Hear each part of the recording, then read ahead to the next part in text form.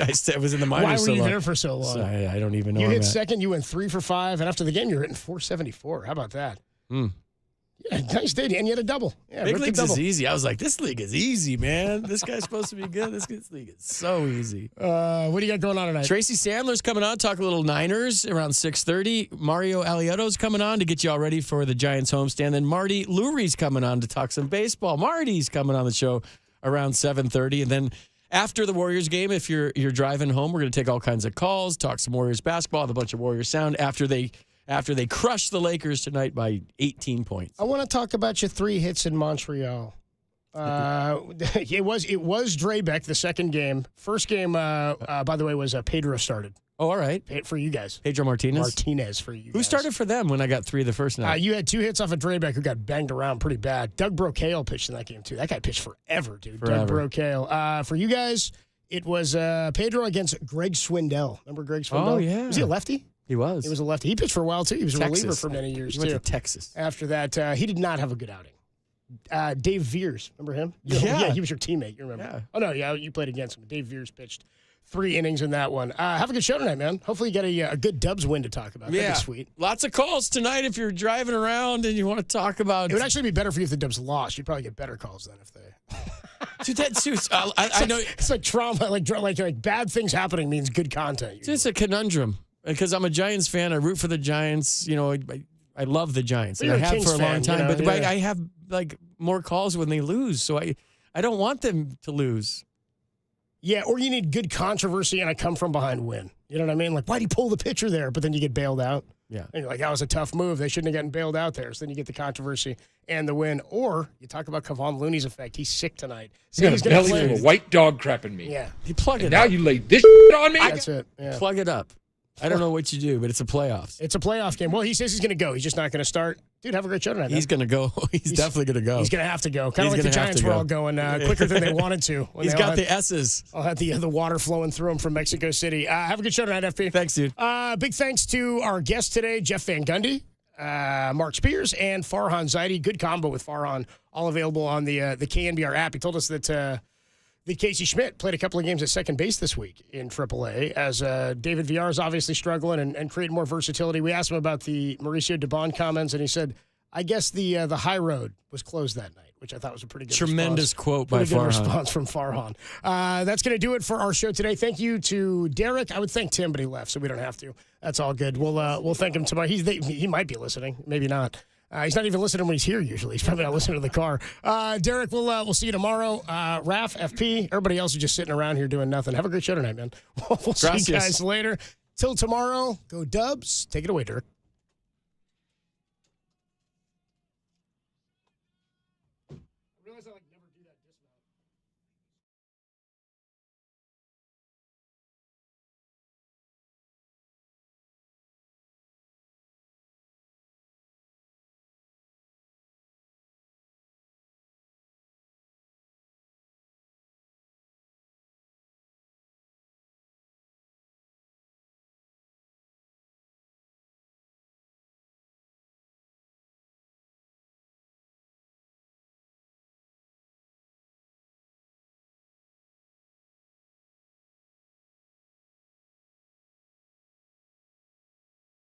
I guess I have been the working man lately. You're probably sick of hearing me doing the games and the pregame, the show, the game, the postgame, the show. Can we hear somebody else on KNBR, please? I don't blame you if you're sick of me. I'm sick of me, too. FP Santangelo here. Happy Thursday, everybody. We're almost to the end of the week. Lots of baseball talk tonight with Marty Lurie, Mario Aliotto, Tracy Sandler. We're going to talk some 49ers. Today is May 4th. It's Star Wars Day. Does that turn any of you on at all? This is full disclosure. Cubs just ripped my headset off. Hold on. Stand by. Hold on. We got an emergency here in the studio. On the way out, Cubs ripping my headset off as he pinches my nipples every single day. Can you say nipples? Nipples. I just said it again. Yeah, it's Star Wars Day. Full confession. I've never seen Star Wars. I think it's dumb. And all these ballparks have Star Wars promotions, and I'm just like, they had to give me a chart when I was back east doing the games of all the characters in Star Wars. Because they'd come back from break with, like, I don't know, shots of them around the ballpark, and I didn't know who was who. Because I don't know I've never seen Star Wars. I don't care to see Star Wars. I haven't seen 1, 2, 3, 4, the prequels, all the new ones that have come out that were before the old ones. It's happy May 4th. May the 4th be with you. Star Wars Day, and I've never, ever, ever seen Star Wars. I don't know any of the characters. And this comes up like in parties and stuff when I'm with my friends, and they're like, wait, what? You've never seen Star? Like, it's a deal breaker for some of my friends. Like, you've never seen Star Wars. So, yeah, full confession on 50,000 watts. I've never seen Star Wars. So what? Anyways, have you guys seen this Wander Franco play before we go to break? We're going to talk some Giants baseball, break some things down. I'm going to let you know what was going on with the ball club. I was with them the last 3 days. Came home last night in the charter.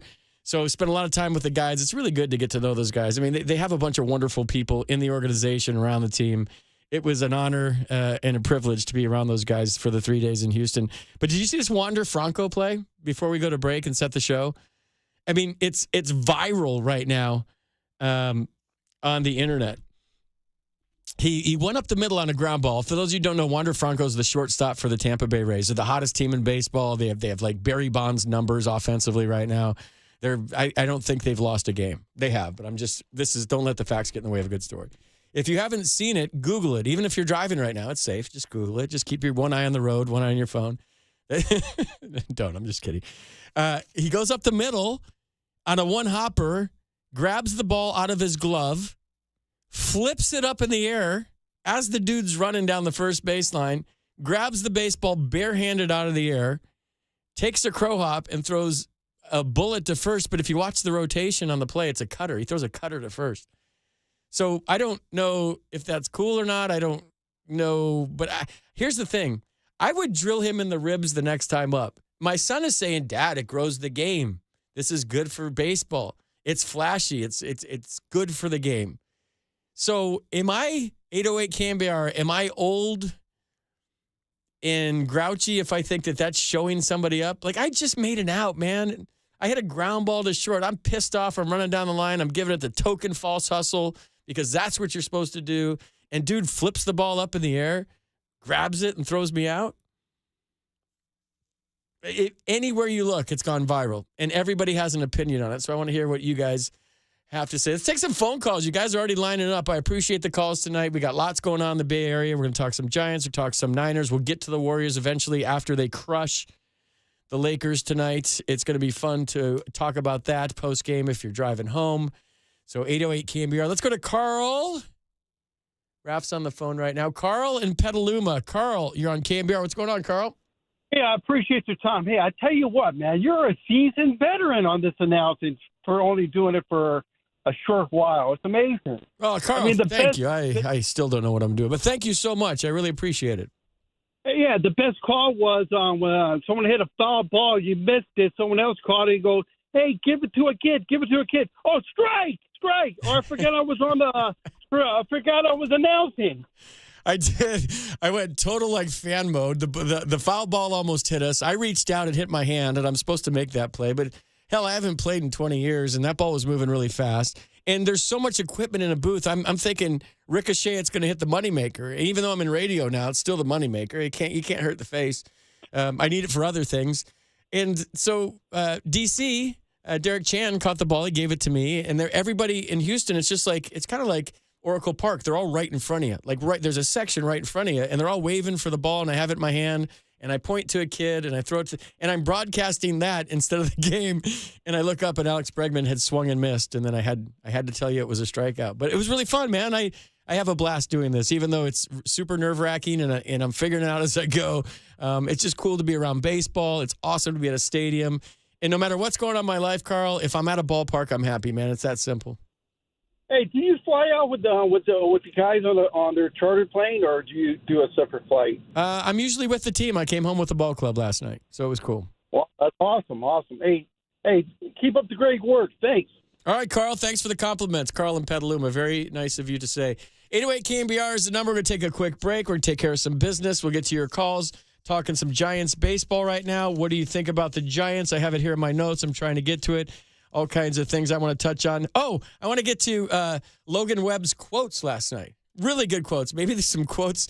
I don't know if you've heard them, but the quote of the year by Logan Webb coming up next on the Sports Leader.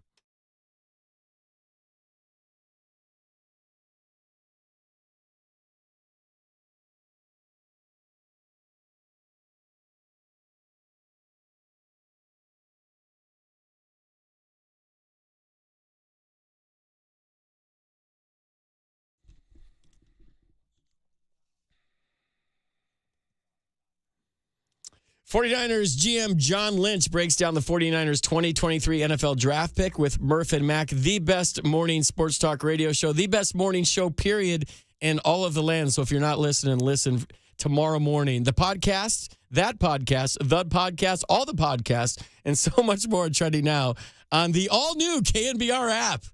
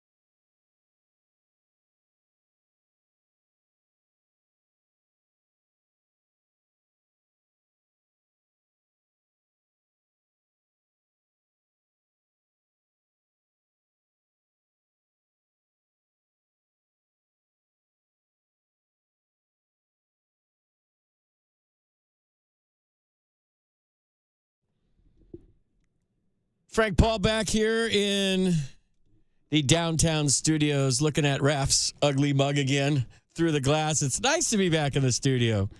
It's nice to see the text line up. You guys are very, very nice. You're all happy that I'm back in the studio. Thank you very much for all the kind texts. You guys are amazing. Tracy Sandler coming up at the bottom of the hour. She covers the Niners for Fangirl Sports Network. She's amazing. A friend of the show. Can't wait to catch up with her. Mario Alioto, Giants Executive Vice President of Business Operations, going to join us at 7. Let you know what's going on the homestand starting tomorrow. The Brewers are in town. The Nationals after that. Marty Lurie coming up to tell us the state of the San Francisco Giants. The host of Talkin' Baseball. That's around 7:30. In the meantime, your calls, 808 KNBR. Today is Star Wars Day. May the 4th be with you. Get it? That's the way Cindy Brady would have said it. May the 4th be with you. Yeah, I'm not a Star Wars guy. I've never seen Star Wars. Don't care about Star Wars. There's so many days every day. Do you guys ever go to the site that says whatever national day it is? Let me see. Some of these are serious, so you guys know I like to keep it light. It's 45 day. Get your records out and spin that turntable and let's travel back in time. Remember the 45? Was it RPM records? The little ones? The spinners? Yeah, it's that day. It's International Firefighters Day, so thank you, firefighters, for all you do. You guys lay it on the line. You guys are true heroes, so happy International Firefighters Day. So that means firefighters from all over the place. Cool. What else we got? International Respect for Chickens Day. So respect your chickens. If you disrespect chickens, you're going to hell anyways. Unless you're eating them. You can eat chickens. I love chicken. Would you rather have chicken or steak? Turkey does not count. Although I have I substitute ground turkey for everything. I can't remember last time I bought ground beef. It's all ground turkey in my pasta. My burgers are turkey burgers. What else? My tacos are turkey tacos. Turkey, yes. I think maybe. National Day of Prayer. Oh, Lord, dear Lord, please let me get through 4 hours of radio by myself once again today. Thank you, Lord. It's National Kids Fitness Day, so all you fat kids get out there and exercise. National Orange Juice Day. So drink your orange juice, maybe, and exercise. Just kidding. National Remembrance Day of the Netherlands. National Renewal Day, National Weather Observers Day. Raph, it's our day today, National Weather Observers Day. We love the weather. Weather's the greatest thing ever. I have 5 weather apps. I get excited for thunderstorms. I would be a tornado chaser if I wasn't talking to you guys every night. Let's see. I see you guys on hold. Hold on. I'm just rambling ridiculously right now. It's Petite and Proud Day. It's Relationship Renewal Day, May 4th. So if you're in a relationship and you want to start over again, it's Relationship Renewal Day. You just want to press restart, reset. What else is it? It's World Password Day. Still using your cat's name followed by some parentheses. Change your password. What else? It's Audrey Hepburn's birthday today. Maybe one of the most beautiful women to ever walk the face of the earth. So happy birthday, Audrey Hepburn. She was a star. All right, that's enough of the days. We're talking some Giants baseball. Logan Webb. So I was with the team, and you guys, I know as fans, you don't like to hear excuses, right? You never like to hear, well, it's a tough travel day, or their schedule's been tough. I was talking to some people that have been around the team for a long, long time. They told me, and I'm not using this as an excuse, but this is the toughest travel month of April they've ever seen since the time they've been with the Giants. And they've been with the Giants a long time. Whether it was the 9-day games in a row to start the season, whether it was, New York and Chicago and here and there. And guys, I've told you this, baseball players, we like to get on schedules. We like to have a routine. And these guys haven't got into a routine yet. Now you throw Mexico in on there and it's for Major League Baseball, so you have to be all politically correct. And you have to say, this is really cool. We're loving this. Oh, the home runs are great. Meanwhile, everyone's like, this isn't baseball. What the hell's going on? Then they all got the craps. And the whole team got the craps. And they didn't know which end it was coming out. So now you got an hour and a half to the airport. They sat on the tarmac for an hour and a half. Everyone's got the craps. Everyone's got Montezuma's revenge. And then you come to Houston, you're supposed to play baseball. Looney might not play tonight because he's got the craps. There was guys for the Giants that were playing with the craps. And there's nothing worse than throwing up and having a virus and trying to perform at the highest level. These are things that guys won't say because they know that fans will get upset and be like, well, he's making $20 million a year. And so what if he has the craps? Get out there in a diaper. Let's go. You're making that kind of money, and you should be in a diaper, and you can crap yourself on an 0-2 count and still get a base. Choke up, damn it, with your diapers on and get a base hit. That's what fans think. So they don't use these as excuses. Meanwhile, they're trying to win ball games against the defending World Series champion. They took 2 out of 3. Their pitching's been outstanding. Anthony DeSclafani's been unbelievable. Alex Cobb came in the bunker the other night after the show and had a wonderful interview about his complete game. It was only his second of his career. The last one was in 2012. The more I hang out with the team, the more I'm around those guys. Alex Cobb's a beauty, you guys. Like, literally, that. If you're wondering who your favorite Giant is, they're all cool. I mean, Logan Webb's amazing, but Alex Cobb gets it, man. 12th year in the big leagues. He's a veteran. He just understands the whole thing. He's not fazed by a whole lot, and I'm just glad that he's having so far a good year. I'm knocking on wood. I don't want to jinx it for him. So it was cool being around the boys, but then I love the fact that Logan Webb came out after the game yesterday and told everybody what was going on. The whole trip was very grindy, I guess. Like it's been a mental grind. It's been a physical grind. I think 3/4 of our clubhouse has the so like it's not like it's been a mental and physical just like grind. So it'll be good to get back home for sure. Hopefully away, we'll be better in a couple of days. But happy we were able to come out of this with the last 2 wins. Yeah, not a fun time for those guys. And, I love to grow the brand of baseball, and that's a big thing. And when you're talking about growing the brand and you have to go to other countries, I understand that. But the ball was 7,000 feet. You knew pop-ups were going to go out of there. And it was just a weird game. And talking to everybody about how hard the infield was and how quick the infield was and maybe even a little bit dangerous at times. So I think everyone was glad to get back to Houston. Now the guys are home. And maybe you get into a rhythm now when you're talking about a nice homestand for the San Francisco Giants. But getting back to growing the brand of baseball, did you see the Wander Franco play, the shortstop for the Rays? We teased it going to break. We teased the Logan Webb sound. But we have Adam from Lotus. He wants to talk about Wander Franco. Adam, what did you think about the play? Did you see the play? I've seen the play. Good to hear you, FP, and you're doing a great job. I want you to know I've had my orange juice, and I'm praying to God that I respect my chicken. So thank you for pointing all of that out. Yep, it's a lot of national days today. Yep, there you go. Hey, I love the WBC. It was so great to have something to really cheer for in March. But this is the major leagues, and I would drill him in the ribs. Exactly what you said. Next time he came up, drill him in the ribs. I'm probably a little old school compared to a lot of folks, but I've got a 9-year-old who plays Little League and an 11-year-old who plays Little League, and they both felt the same. So there you go. Did they really? They didn't like it? They didn't like it. They said he was showing off, and that was their perspective for sure.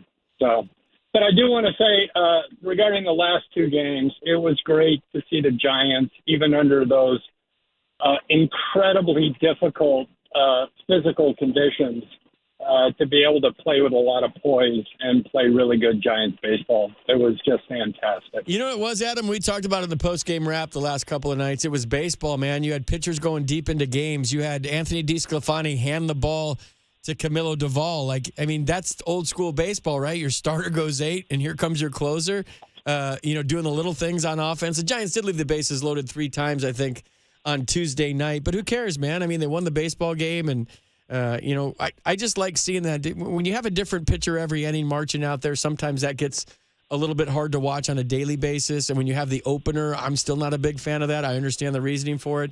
But when you have an old school starter go out there and deal and go deep into a ball game and you win that game, that's baseball to me, man. I'm with you. Those last 2 games were cool.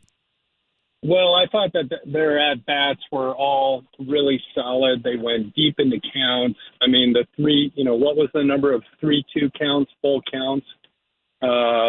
on the second game, I think was up there. So, yeah, they're looking much better, and I'm happy to have the boys home. And thanks for having me on it. Yeah, Adam, thanks for coming on. I appreciate it. Yeah, it's a nice homestand. 3 against the Nationals. Oh, wait, where am I at? I'm trying to get the schedule up here. It's May. Brewers. It's 3 against. Let me get this right here. Yeah, 3 against the Brewers and 3 against the Nationals.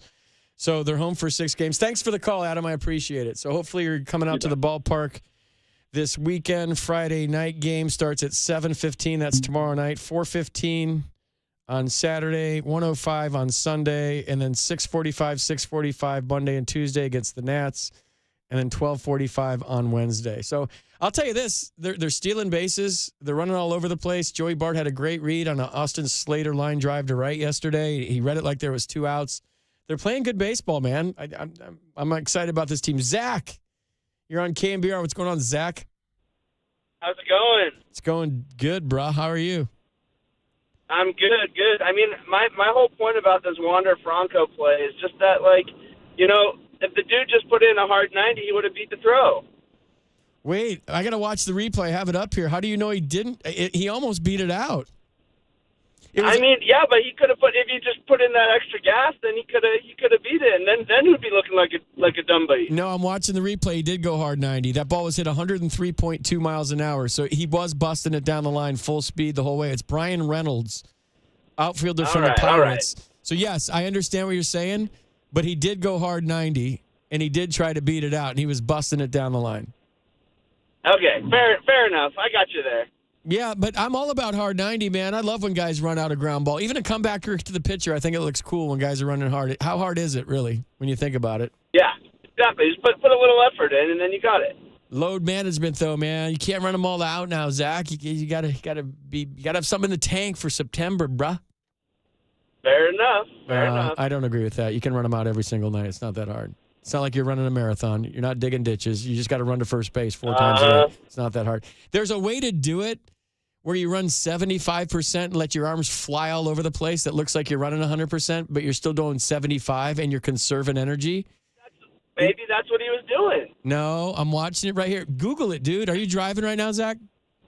Yeah. Well, all right. Well, Google it So anyway. you're saying I should Google it with one eye, though? While I keep one eye whatever. Just get on your phone. It's safe. No, wait till you get home and Google it. All right. Thanks for the call, Zach. Right. Cheers, buddy. Thanks. Cheers, bro. Let's go to Bart and Hayward. Bart, you're on the Sports Leader. What's going on? Oh, FB, you finally got me. Real quick question. I forgot to ask Schiff. I want to come out to the game Saturday, but it's been a while. Can I get to the box office tomorrow and buy a ticket to Saturday's game? The first question, and then I'll get to why I really called. I want to come out to the stadium tomorrow in person and buy tickets. Can I do it that way? Yes, you can. You can come out and buy tickets whenever you want, Bart. Take the Bart. I just want you to know because, first of all, I haven't been into a game in person since when Bochy, they sounded the horn for Bochy. Anyway, here's why I really called. It was a road trip. Don't forget, and I think us real Giants fans remember, they were on a 5-game winning streak before this wild road trip, right? That they finished on a positive note, which was very impressive in Houston. 2 games out of 3. I love it. Okay, I know you believe me, and I know Marty is knowing my baseball. That was great. I don't care if they lost in Mexico, but taking 2 out of 3 against the champions. Now, last but not least, I remember you as a player. Really do. You played for the A's, Giants, etc. And you know what? Keep it up. Stay on the air because you know your baseball. You're one of a kind, SB. And by the way, I met a fella with your last name out here. And my dad, do you ever hear of the baseball player Hagbauer? Yes. I hate to mention my last name, but my dad is related by a cousin, first cousin, to a former Yankee that played with the Yankees, New York Yankees, believe it or not. That's super cool, man. Bart, thanks for the call, dude. I really appreciate it. Yeah, go get some Giants tickets. Get back to the ballpark. It's a fun team to watch. Trust me on this. All right, bye. Bye, Barts. Thanks for the call. Yeah, I'm at FP Santangelo on Instagram if you don't follow me. And the reason I'm doing a shameless plug right now, hold on, I'm trying to get to my Instagram story, Jackie Collins has a best-selling novel out right now. It's called The Santangelos. And it's based on a true story about a night sports talk radio host who takes calls from angry fans. And it's a bestseller right now. No, that's a real book, though. The other part is a little embellishment right there. It's called The Santangelos by Jackie Collins. And I think the character in it is Lucky Santangelo. And I just think that's a cool name, and I'm really pissed my parents didn't think about naming me Lucky Santangelo because I've been the luckiest guy on the planet. All right, coming up next on the other side, Tracy Sandler is going to talk a little 49ers football, get us all caught up on what's going on in the offseason, and then our good friend Steve Moskowitz coming up next on the Sports Leader.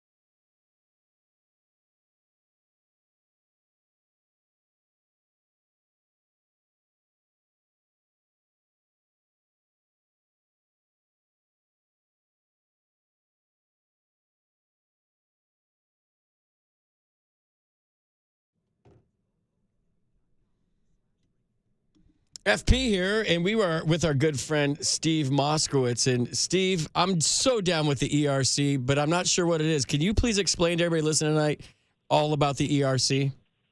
ERC is great. The federal government's giving away, that's right, it's not a loan. They're giving away up to $26,000 for every employee that you had in 2020 and 21 that qualifies. Now, there's two different ways to qualify. There's the easy way, a certain drop in gross revenue. But so many CPAs are saying, if you didn't have that, no ERC for you. Wrong. The law provides two avenues. One is that one, and the other one's a facts and circumstances test. So why aren't the CPAs talking about that? Because it's so much more difficult for the professional to do. They're just not bothering and mass producing the other ones. So if your CPA said you don't qualify for ERC because your revenue didn't go down enough, talk to us for a second opinion. We'll go through the test, and if you qualify, let's get every dollar to which you're legally entitled. I'm down with ERC. Thanks, Steve-O. You're the man. Call Steve Moskowitz at 1-888-TAX-DEAL or go to moskowitzllp.com for more information.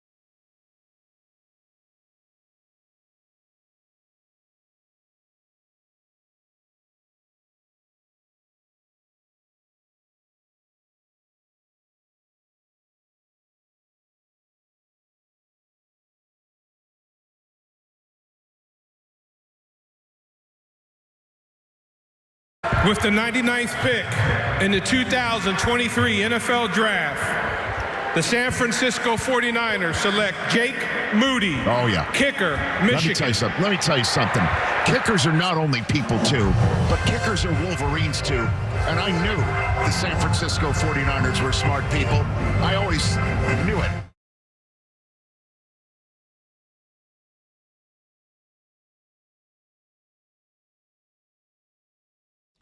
Well, if Raph was the producer that I thought he was, he would have played Hail to the Victors right there with that sound of the 99th pick. My first guest tonight, she covers the Niners for Fangirl Sports Network. She's a friend of the show.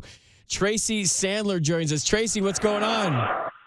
Best pick ever in the history of any 49ers draft. Best pick ever. You and I are both Michigan people. I mean, we're about to go blue. And I'm trying to tell everybody. So I came on after the draft, Tracy, and I did my show, like a post-draft show, because we cover the draft here at KNBR. And I was trying to explain to all the callers, they were like, a kicker? We took a kicker? What are we taking a kicker for? I'm like, this guy's good. He's not only good, he's kind of cocky. He made a bunch of big kicks for Michigan last year. So maybe you can convince 49ers fans that this was a good pick. Well, I'm first of all going to shamelessly plug my podcast that comes out tomorrow morning, because we talk about this a lot. And I think between today and tomorrow morning, I hope that I convince everybody. And then I don't know if you saw Matt Barrows tweeted earlier today that he got off the phone with Jim Harbaugh, who said there are three things you can be sure of, and that's death, taxes, and Jake Moody. And I would say the reality is they needed a starting kicker. And Kyle Shanahan has not had to worry about kickers in his entire tenure in San Francisco, and he certainly doesn't want to start now. A lot of pressure on Jake Moody, of course, being a third-round pick and all of that, but he's so good, and they need someone they can rely on, and they didn't have a fourth-round pick. So if they didn't pick him then, they weren't going to get him. And we saw Dallas pick a kicker early in the fourth round, so they wanted Jake Moody, which they did, and it was definitely the right move. They took him at 99. I also have been saying since the Combine that they were going to take him at 99, so I feel very, very clairvoyant.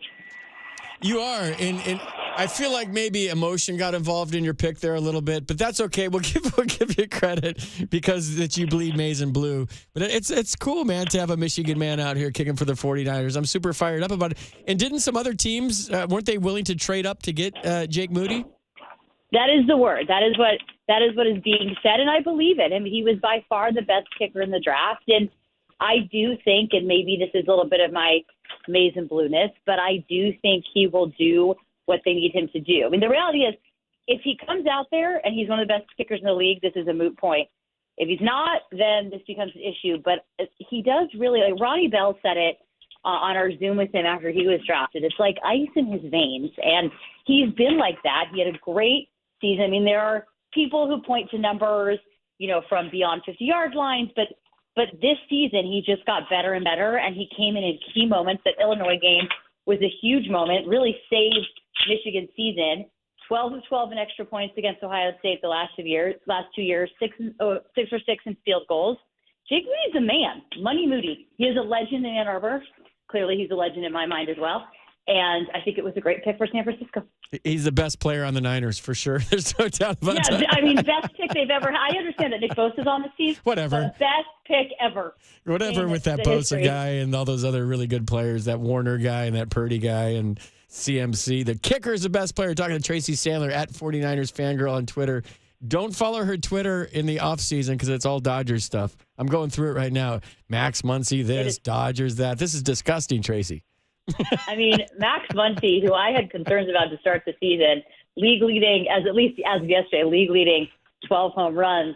My man is back, and I love it. And my guy Cody on the Cubs, also killing it. All right. You can root for Cody on the Cubs, but the other stuff is super questionable, even though we love you. We love having you on the show. So what's going on with Brandon Allen, 30 years old? Joe Burrow's backup in Cincy, 6th-round pick from Arkansas in 2016. What do we know about him? We know that he is probably going to be a really good QB room, morale type of guy, and we know that they need 4 quarterbacks going into the off-season program and into training camp. I'm very curious to see who's going to be quarterbacking at rookie minicamp, because right now they don't have any quarterbacks on the roster that can quarterback at rookie minicamp, but I'm sure they'll be having tryouts there. But, they needed to add a 4th quarterback, and they found one to add. The whole, at the end of the day, it's most like Brock Purdy, assuming he's healthy to start. And then it's the battle for QB2. I don't really think that Brandon Allen is necessarily in that battle. But with the way the 49ers go through quarterbacks, one never knows. You never know. Darnold is the number 2 right now, it seems like, if Purdy's healthy. And then Lance is 3. What are we doing with Trey Lance? I don't know that we know that Darnold is number 2 if Brock Purdy is healthy. Okay. I think that is a lot of conjecture. I don't think we know who number 2 is if Brock Purdy is healthy. I think Darnold is number 2 if you're looking at Trey Lance as the healthy one at number 1 for now. But I don't think we know that Darnold is number 2. So I think that remains to be seen through the off-season program, through the preseason. And for now, I don't think they're doing anything with Trey Lance. There's no reason at this moment in time to give up on him or give up anything. To me, it would make a lot more sense. Should Brock Purdy be healthy and stay healthy? Should Trey have a good offseason and preseason? Come the trade deadline, because it's football, something is going to happen. Someone will be hurt. They will need depth somewhere. And maybe come the trade deadline, there's someone that needs a quarterback and is willing to give up a fair amount for Trey Lance. But right now, that QB2 position is potentially his. You could make the argument that the QB1 position is potentially his, depending on Brock Purdy's health. How's Brock Purdy's health?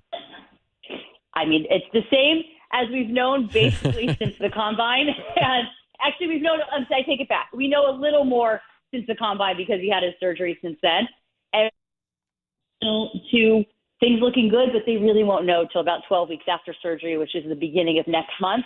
Then they'll get an idea, is he cleared to throw?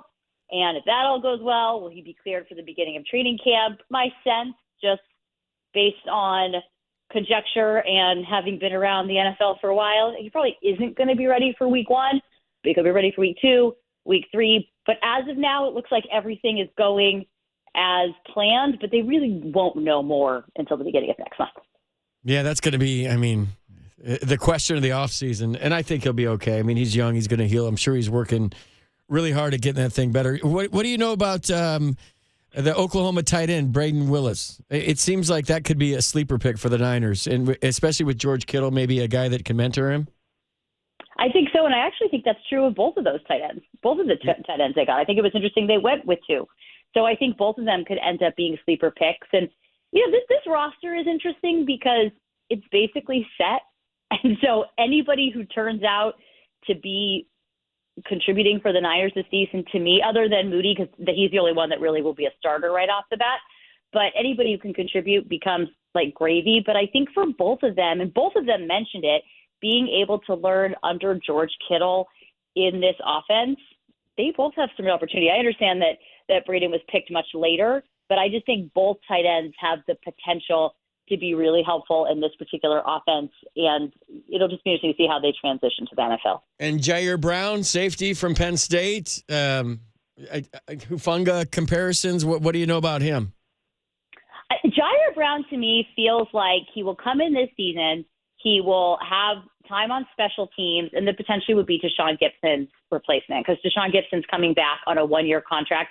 But I think Jair Brown is going to be one of these ones that could be a third rounder. I know a lot of people say the 49ers have not always done great in the third round, but I think this could be one of those third rounders that surprises a lot of people and could end up being really good for them. But he looks like he's going to fit in really nicely. I know that there have been the Hufanga comparisons, but I think we'll see him play some this year, a lot of special teams. And if all goes according to plan, would be Deshaun Gibson's replacement for next season.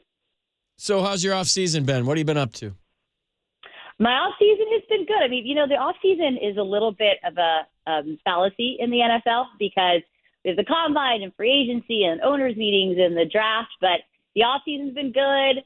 Little relaxation between all that. Lots of Dodger games. Sorry, guys, but lots and lots of Dodgers games. I have some travel coming up this summer between minicamp and training camp, which I'm looking forward to. But it's been good. It's been busy because I don't think the offseason really exists, but it's been a little less travel, which is nice.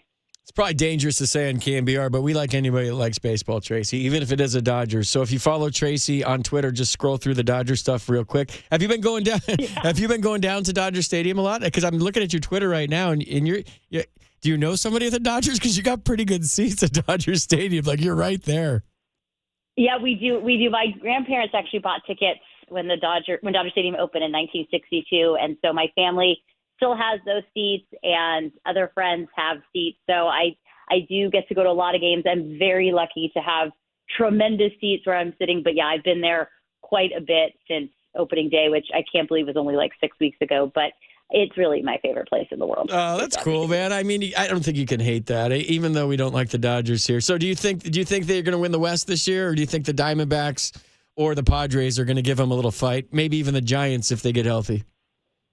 I think the Padres are going to give them a little fight. Probably as we get longer into the season, I think the Diamondbacks may peter off a little bit. I don't know if they're going to win the West this year.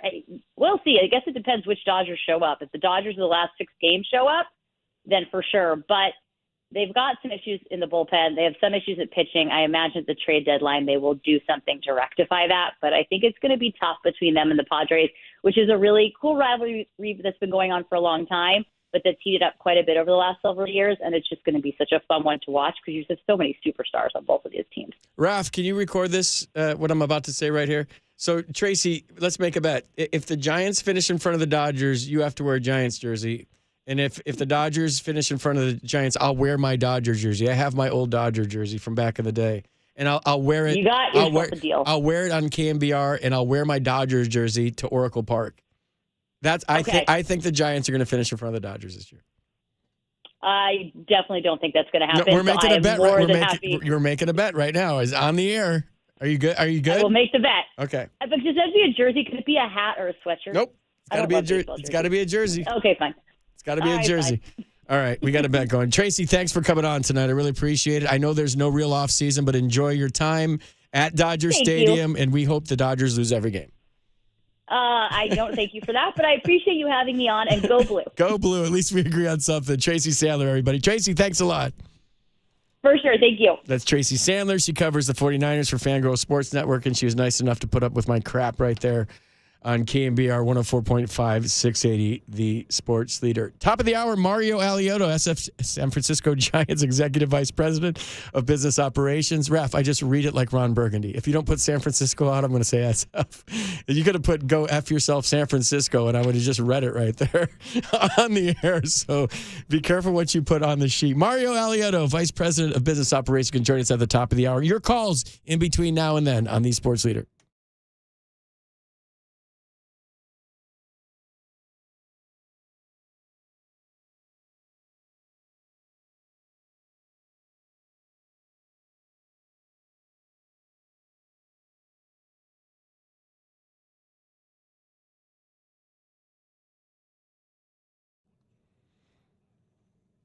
ESPN's Mark Spears joins Tolbert and Coates to explain why he doesn't believe the Warriors can win this series if they can't stop Anthony Davis. That podcast and much more trending right now on the all-new KNBR app.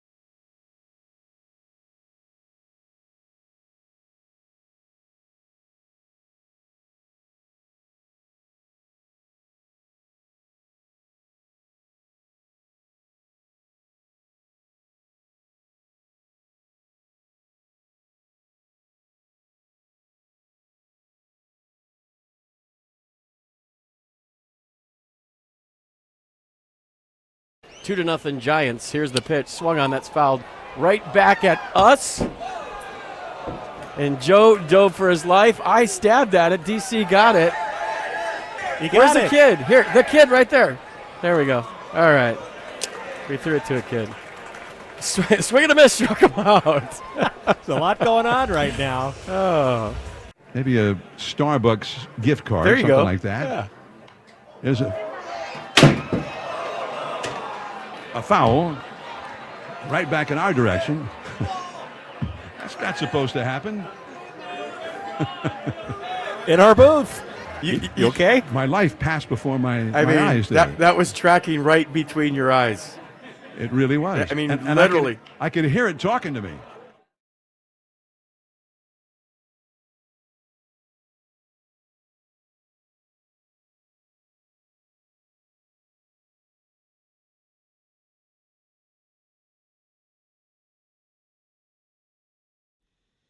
Yeah, I'm a foul ball magnet this year for some reason. Yeah, John handled that like a pro. I had no idea what was going on. Like, I'm doing play-by-play. There's a ball in the booth. I'm like a lab, right? I have ADD. There's the ball. I'm a Labrador retriever. I got the ball. Forgot that I was doing play-by-play, and then just wanted to give it to a kid. I didn't care about the baseball game at that point. I just was looking for a kid to give the ball to, and I gave it to some kid. And then I told the story about how my first ever big league game, I was 6 years old, and John Hiller with the Tigers was playing catch. It was at Tiger Stadium. I was kind of hanging over the rafters in left field. My dad and I were watching these guys play catch, and he kept looking up at me. They play catch, they're looking up at me, play catch. I remember it like it's yesterday. You know, sometimes you tell a story a lot, and you remember the story and not the actual act. I remember the actual act like it happened yesterday. They were in their white home unis, the Tigers unis, the classic unis. So this would be, 1972? And they're playing catch, and they get done, and they look, and John Hiller throws the ball up to the upper deck, and it kind of hangs over in old Tiger Stadium. And my dad reaches out and catches it, and that was my first baseball, and that was the day I knew I wanted to be a Major League Baseball player. So, fast forward to, I don't know, maybe halfway through my rookie year in the big leagues, I remembered that story one day, shagging in the outfield during batting practice. So at the end of BP every day, I would take a baseball and I would try to find a kid. And it wasn't the kid that was yelling, give me a ball, give me a, sign my this, sign my that. It was the shy one that was just standing there, whatever ballpark we were at, on the road at home. And I would grab a baseball and run over, kind of sneak attack, and just put it in his lap and hand it to him and then run off. Thinking maybe I could influence somebody in a positive way, the way John Hiller did with me. So it was my little tradition and my homage to John Hiller, who, I don't know, had a really big impact on the trajectory of my life when I was 6 years old. So then I thought the other day, that came back to me, and even though I'm trying to be a play-by-play, hashtag, or air quotes trying, threw it to this kid, and it was pretty cool. The kid just sat there and stared at the ball for 2 innings like it was a crystal ball and he could see his future. Like he was just literally just staring at it. His mom was Instagramming it, the Instagram story, and I just watched him. He had an Altuve jersey on. He was 6 years old, about the same size as Jose Altuve, and he was just sitting there staring at the ball. I don't know, for a while. And it was really cool. And it was cool to be in Houston again, where I have a lot of tremendous memories. My first road trip was there as a Major League Baseball player. I got 3 hits my first night. I watched the team I was covering win Game 7 of the World Series there in 2019.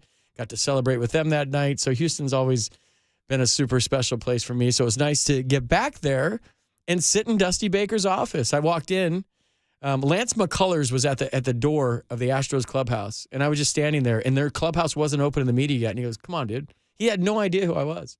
I said, I'm a friend of Dusty's. And he goes, come on, dude. He walked me all the way through the Astros clubhouse into Dusty's office. And I told Lance on the way that, hey, I played for Dusty in San Francisco. And he goes, oh, come on, let's go. And Dusty, you got a friend here. And Dusty, in his old school Dusty Bakerness, had his sliding shorts on with his jock strap over his sliding shorts in his chair. And he gets up with his jock strap on over his sliding shorts. I'm like, that's so old school. Like, as a manager, right? He's got his jock strap on. And then we just start shooting the S and catching up on old times and how it is. And you're a world champ now, and your resume is complete, and I'm so happy for you. And we were talking about just, the old school versus new school. Obviously, you get right into that. And I don't know. He's just a special person, man. And literally, just so you know, everybody knows this. But the next day, we were talking around the cage, and a Giants fan was in his Giants gear on the field behind the ropes. and said, "Hey, Dusty, do you remember me? I'm so-and-so from Santa Rosa." And Dusty goes, "Hey," and he walks over, gives the guy a hug, takes pictures. And you're thinking, wow, World Series champion manager, Hall of Famer. He takes time out. And then just when you thought like it couldn't get any better, Dusty runs back in the clubhouse, grabs a bottle of his own wine, and gives it to this guy on the field. And that's just the guy Dusty Baker is. That's the man he is. There's all the Mauricio Demond talk the other night and what was going on with Mauricio and what he said about how he was treated poorly here. I mean, I don't know what happened here, so I can't really tell somebody how to feel. I can definitely tell somebody how they should act. And you always take the high road in these things. There's no percentage of going backwards. You had 3 hits, you scored 2 runs, you drove in 2 runs, you stole a base. You basically beat the Giants by yourself on the first night of the series. That spoke for itself. No matter what happened to you or how you felt in San Francisco, how you feel is how you feel. You can't tell somebody how to feel. And if he felt that, that's fine. But there's no need to say that. There's no percentage in saying that. And maybe I'm being a little bit hypocritical because at that age, I had axes to grind and I was a little bit more cocky. And if I shoved it up somebody's you-know-what, I would probably let them know. So maybe the more mellow, older me sees it in a different way. And I think he regretted it. And I think a big part of that is English is his second language. And maybe he picked some wrong words where he wanted to say something to that effect. But here's quotes 101. I'm so happy where I'm at right now. It's an honor to play for a manager like Dusty Baker. He believes in me. I won a World Series here. While my time in San Francisco was cool because I broke into the big leagues, I finally found my home here in Houston. That's all you say. And there's clever ways to take shots if you want to take shots. There's nothing like playing for Dusty Baker. Dusty's the greatest. He's instilled confidence in me. I just don't think you ever go backwards. You always have to be in the present and always look forwards as a player. And hey, like Brandon Crawford was out there, they were hugging the next day. Logan Webb was out there, they were hugging the next day. All the players they know him. And I don't think any of the Giants players per se were offended by the quote. I think the Giants manager may have took that to heart because he's a sensitive guy and he feels like that he's really in tune with guys' feelings and he's very communicative with an open door. And I think that may have rattled him a little bit based on some things he said, which aren't for air. And that's understandable. And I think that's what makes Gabe is that he cares. I think you could have said Gabe Kapler's a jerk, and that wouldn't have offended him. Gabe Kapler's an a-hole, that wouldn't have offended him. But the fact that Mauricio said he wasn't treated well, like that's I think the number one thing that Gabe and his whole coaching staff and Farhan and the organization takes to heart. That yeah, we want to treat everyone well. And how many times have you heard that in the past from an ex-Giant? I don't think I ever have, because in my experiences, and I've been with this organization as a player, as a coach, as a broadcaster for a long time, that's the number one thing they do is treat people well, families well, children well. Myself, I played 1 year with the Giants. They treat me like Barry Bonds. It's a first-class organization through and through, and it's very rare, if ever, you hear somebody speak poorly of the Giants. So that was just weird. That could have been handled way better. Mauricio's a good dude. He's really good friends with my son. I've heard nothing but great things. I went up and introduced myself to him the next day and just said, hey, it's not for me to coach him up on what to say, but I can talk about it. And I just think that if he had to do that over again and he had a little bit of coaching, like, hey, dude, like if I was Dusty, I would say, hey, dude, let your bat do the talking, bro. Like, let that do. I mean, you got 3 hits tonight. You stole the base, you scored 2 runs. You don't need to go there. Now everyone's going to be in your locker tomorrow asking you about that instead of your 3 hits. Now your focus is going to be on that instead of what you got. You went 0 for 4 the next night. You spend a lot of mental energy talking about what you said versus maybe focusing on your next game. And there's this thing that we all talk about in baseball called the baseball gods. The baseball gods hear stuff like that. If you don't play the game the right way, you don't approach the game the right way, if you're doing things wrong, the game has a way of kind of filtering those people out. And when you see something happen to them that they deserve, you just look at your buddy and you're like, baseball gods. And he's like, yeah, baseball gods. Meaning baseball gods got him because there's guys up there that are looking down at the game. They played it the right way. And even though they're up there, they're still policing the game in some way. That's just how we think. So the next day, 0 for 4, look at each other, baseball gods. All right, it's going to take a quick break right now. Mario Alioto, San Francisco Giants Executive Vice President of Business Operations. We're going to get you all ready for the homestand coming up. It's the Brewers. It's the Nationals. It's Mario Alioto coming up next on the Sports Leader.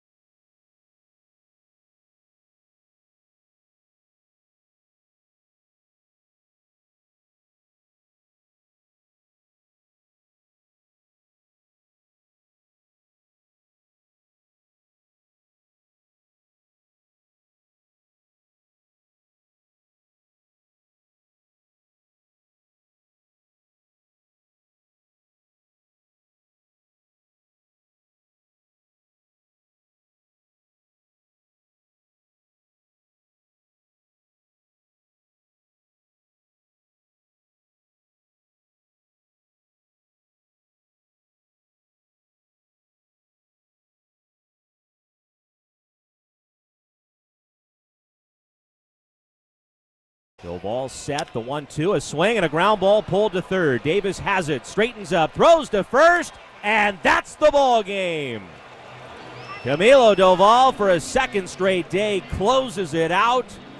Logan Webb pitches into the 8th inning.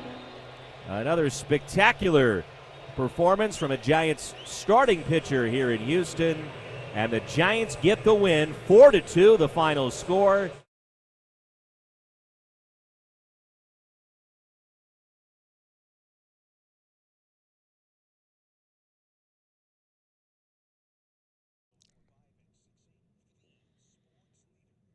All right, the Giants take 2 out of 3 from the Astros. They're off today. They'll be back at Oracle Park tomorrow night, 7:15 start. It's Girl Scouts night.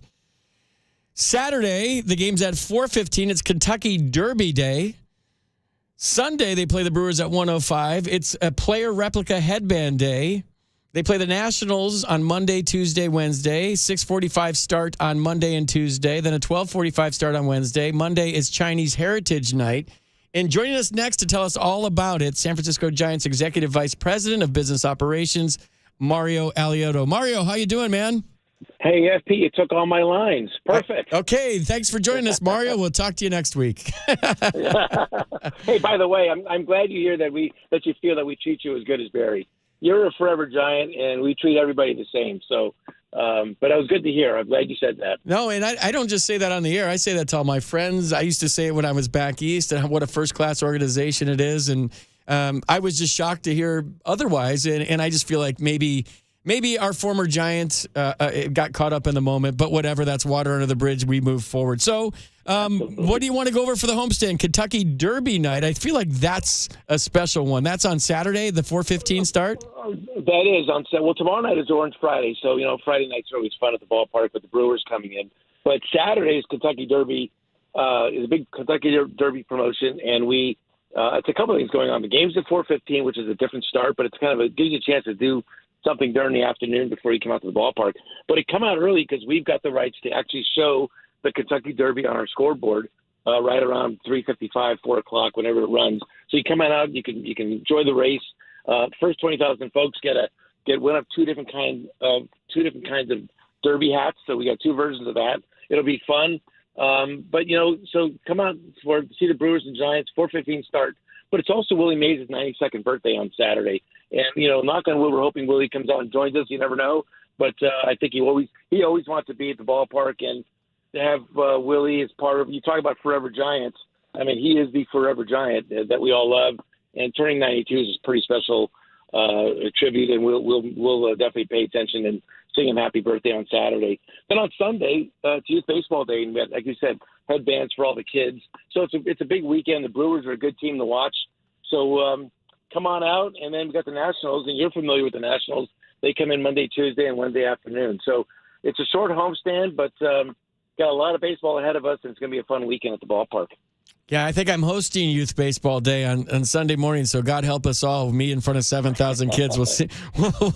We'll see how that goes. Now, there's a Bay Area Sports Hall of Fame dinner on May 25th, and somebody special is being inducted to that. You want to talk about it? Yeah, I would love to. Yeah, May 25th is the annual. It's a big enshrinement dinner for the Bay Area Sports Hall of Fame, which has been around since 1980. It's the hall without a hall, but this year is a real special class. It's Julie Foudy, as you know, is a big softball player from the Bay Area. Gary Payton, big star with the Sonics. Andre Ward, a boxer. Patrick Willis, of course, from the 49ers. And our own Buster Posey is going into the Bay Area Sports Hall of Fame. This is all on Thursday night, May 25th at the Hyatt Regency in Embarcadero. It's sponsored by Alaska Airlines and Bank of America. And, of course, KNBR is our media partner, and Brian Murphy is the MC of the evening. It's a great event. It happens every year. All the stars come out for this. There's former A's, Giants, 49ers. A lot of celebrities will be there. And the public is welcome to buy single tickets to that for the dinner. It's a great dinner, and I encourage you to come out and support Buster. Buster is flying out with his entire family. He's excited about being inducted. But go to bashoff.org, BASHOF.org. You can buy a ticket, come out to the event. It's really, if you haven't been to the Bay Area Sports Hall of Fame dinner, this is really. I think it's one of the best functions of the year. And I always say this: it's the one event where all the stars, all the media still comes out to it. And this year with Buster, as well as the other members of the class, I think it's one of our best classes in years. So that's all set for Thursday night, May 25th. That sounds like a great night, and I'm sure there's some amazing names in that Hall of Fame. And it's a good warm up for Buster for when he goes to Cooperstown, the real Hall of Fame. He can practice his speech. Well, that is true. Here's the good thing is that I told Buster, you don't have to worry about doing a big speech. And by the way, the presenter is always a big deal, and Dwayne Kuiper is going to be the presenter for Buster. So Dwayne will talk about Buster. Buster gets to come up. And I said, here's the good thing, Buster. You don't need to do a speech because Brian Murphy's going to interview you. And we're going to do a special thing this year is when all of the 5 inductees are enshrined, there'll be one big interview with all 5 at the same time. So it really is a fun event. It all benefits the Special Olympics of Northern California, and this is just a special class this year. And Buster makes it that much more exciting if you're a Giants fan. So I encourage the public that this is not one of those corporate events where everybody's in suits and ties. This is a fun sports event. It's the Bay Area at its best when it comes to sports. And just go to bashoff.org, BASHOF.org, and get a ticket and come on out and be part of the fun for that night. Good stuff from Mario Alioto. Yeah, the Giants are in town for 6 days, and they go to Arizona for 4, and then they're right back. It's the Phillies on the 15th, 16th, and 17th. 18th's an off day. And the Marlins come to town the 19th, 20th, and 21st for a weekend set. So the Giants are home a lot in the month of May, so get out to the ballpark. It all starts tomorrow night with Orange Friday against the Brewers, 7:15 start. Mario, thanks for your time today. I'll see you at the ballpark tomorrow. FP, I'll be there, absolutely. All right, thanks for coming on tonight, Mario. Right, appreciate it. Thank you. That's Mario Alioto, the Giants Executive Vice President of Business Operations, nice enough to join us tonight on KNBR 680, 104.5, the sports leader. So we have an open segment coming up next. Let's talk a little Giants baseball, a little Niners. We'll get to the Warriors after that game is done. Things are looking good as I peek to the screen right now, and as I do a Warriors postgame show without even watching the game. That should be fun. I will defer to you guys driving home for that one. So an open segment coming up next. Bottom of the hour, Marty Lurie. He's going to tell you the state of the union with the San Francisco Giants. Can't wait for that. So Marty coming up at 7:30. Open segment next. 808 KNBR is the number. You're listening to FP Santangelo. This is KNBR Tonight on the Sports Leader.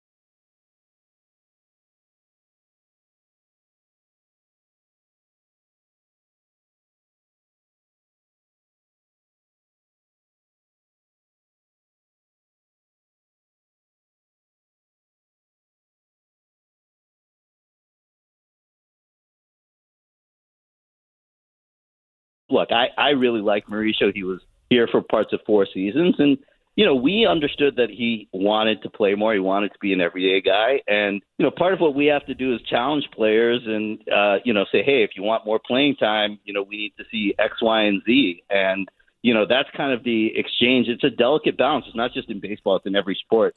There's a little bit of a chicken and egg. It's, hey, we want to see this for you to get more playing time. And players feel like I need to play so I can demonstrate this. So, it wasn't a situation unique to him. One of the things that is really important to us is, we want to feel like we're a place where players can come and thrive and Right. get the best out of their ability. And you look at our roster, and there are guys up and down who have come from other organizations and played their best baseball in the Giants uniform.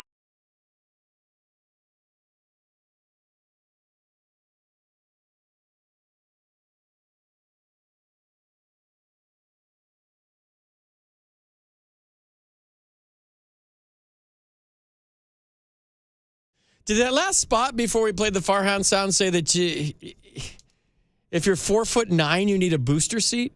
I would have needed a booster seat like my freshman year in high school. Can you imagine? I used to be like 13 and go into like a restaurant with my parents, and they would hand me a kid menu because I was always the smallest kid. And I used to get so pissed off. Like, I'm 13 and you're handing me a kid menu? I literally was 5'1" my freshman year in high school. So any of you small kids out there, you still got a chance, man. Don't give up. Don't ever give up. Growth spurt's coming. You could be like 5'4" and ride horses. You just never know. No, but yeah, I mean, 4'9", you need a booster seat. We never even had car seats back in the day. I survived with my mom using her arm as a car seat. Whenever she hit the brakes, her right arm would go out and she would stop me. That was my car seat growing up. There wasn't seat belts. You could smoke on airplanes. I survived, at least to this point. You could smoke in restaurants. There was no car seats. There was no seat belts. And we made it this far. How the hell did we do it? I have no idea. Now you have to be like, 18 before you're not in a car seat in your car. Hey, you got your driver's license when you're 16. No more car seats. Anyways, I digress to the beautiful sound we played by a very smart man coming back from commercial break, talking about players and their emotions and their quotes.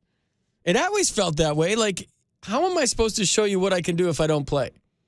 Like, Dusty Baker with the Giants was so good about getting me playing time and keeping me fresh and telling me when I was going to play, when I wasn't going to play.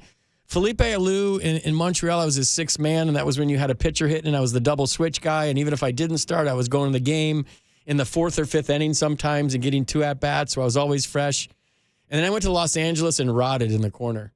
And I hit 190-something. And I always used to say, like, and I still have ill will toward those people for this, that how am I playing poorly when I'm a football player and I play once a week? I used to joke in the clubhouse, like, I should be in the NFL right now because I'm playing on Sundays, and that's it. And once a week, for those of you that don't know, you can't time pitchers. 90 looks like 100. 100 looks like 4 million. There's no way you can hit when you don't play every day. So in Mauricio's defense, it's hard to perform when you're not playing every day. And like Farhan said, chicken or the egg thing, that makes perfect sense to me. What I did talk to Gabe about this week, I keep thinking it's weekend because when there's a day game, baseball, it just throws me off. It's Sunday in my head, and it's always been that way. And even as if it's Wednesday, it's Sunday. Day games are Sunday. But this week in Houston, we talked about it. And he was saying, like, there's certain players at times you have to make certain decisions. And when you have to make that decision, you'd like to be able to project into the future, but you have to make decisions on roster spots real time. And if it's that time, you make that decision. And if you have a trade and you want to make it, and whomever, I'm not even using Mauricio Dubon right now, you make that trade based on what's happening right now. You're not going to say, well, in 2 years, this guy could be really good. Well, maybe there's some guys you do that with, but not like the 24th, 25th, 26th man of the roster. You do that with like a guy that's a second-round pick or a first-round pick or a third-round pick that has, you have a lot of investment in him with time in the minor leagues, with development in the minor leagues, and you put a lot into this player. But when you have a guy that's fringy, that's a borderline 4A guy, and not a big leaguer, not a AAA guy, that he's kind of stuck in between, and you have to make those decisions. And guess what? People find their place where they're more comfortable, and players improve. And I mentioned that to the Giants skipper. I'm like, what if he just got better? Like, you got better as you got older. I got better as I got older. You know, you get more experience. You start to know the league. You start to feel more comfortable. You find a manager that you click with better than the other one. It doesn't mean the other guy's bad. Sometimes you find a boss at work that you click with better than another one. Sometimes you find a friend that you click with better than the other one. It's just sometimes you like this kind of music. Sometimes you like that kind of music. Sometimes you like to eat at this restaurant, some kind of food you don't like. It's just different strokes for different folks. And if Mauricio found a place where he's comfortable, and I said this on the broadcast the other day, that Dusty Baker has a knack of taking a guy like myself, who's maybe the 24th or 25th man on a roster, and making me feel as important as the best player. Dude, you can play. Dude, you can really play. Like, I didn't know you had an arm like that when you were in Montreal. You can hit, bro. Here's the thing. You're going to play the third game against the Mets, the second game against the Phillies, and the first game against the Pirates. Get your sleep on those nights. Managers don't always do that. At least back in the day they didn't. Maybe now they do. I'm talking 20 years ago, 20 plus years ago. And that's why I think Dusty Baker gets the best out of his players. That's why I think Dusty Baker's won so many games. That's why I think Dusty Baker just won a World Series. He gets the best out of you. And I think in any walk of life, if you are a leader, you get the best out of your employees. If you're a coach, you get the best out of your football players. If you're a manager, you get the best out of your baseball players. How do you do that? Communication. You put them in places to succeed. You match them up against guys on offense and defense and football and basketball that they can compete against, and baseball, pitching matchups where they can succeed. And then you're constantly feeding them confidence. You're constantly telling them how good they are. And then, you know, you got to give them tough love every once in a while too. But like, if Dusty Baker goes to the Hall of Fame, to me, he didn't need to win the World Series to complete his resume. He's a Hall of Fame person. And it was really good to catch up with him. So I guess the point of this rant is that, ...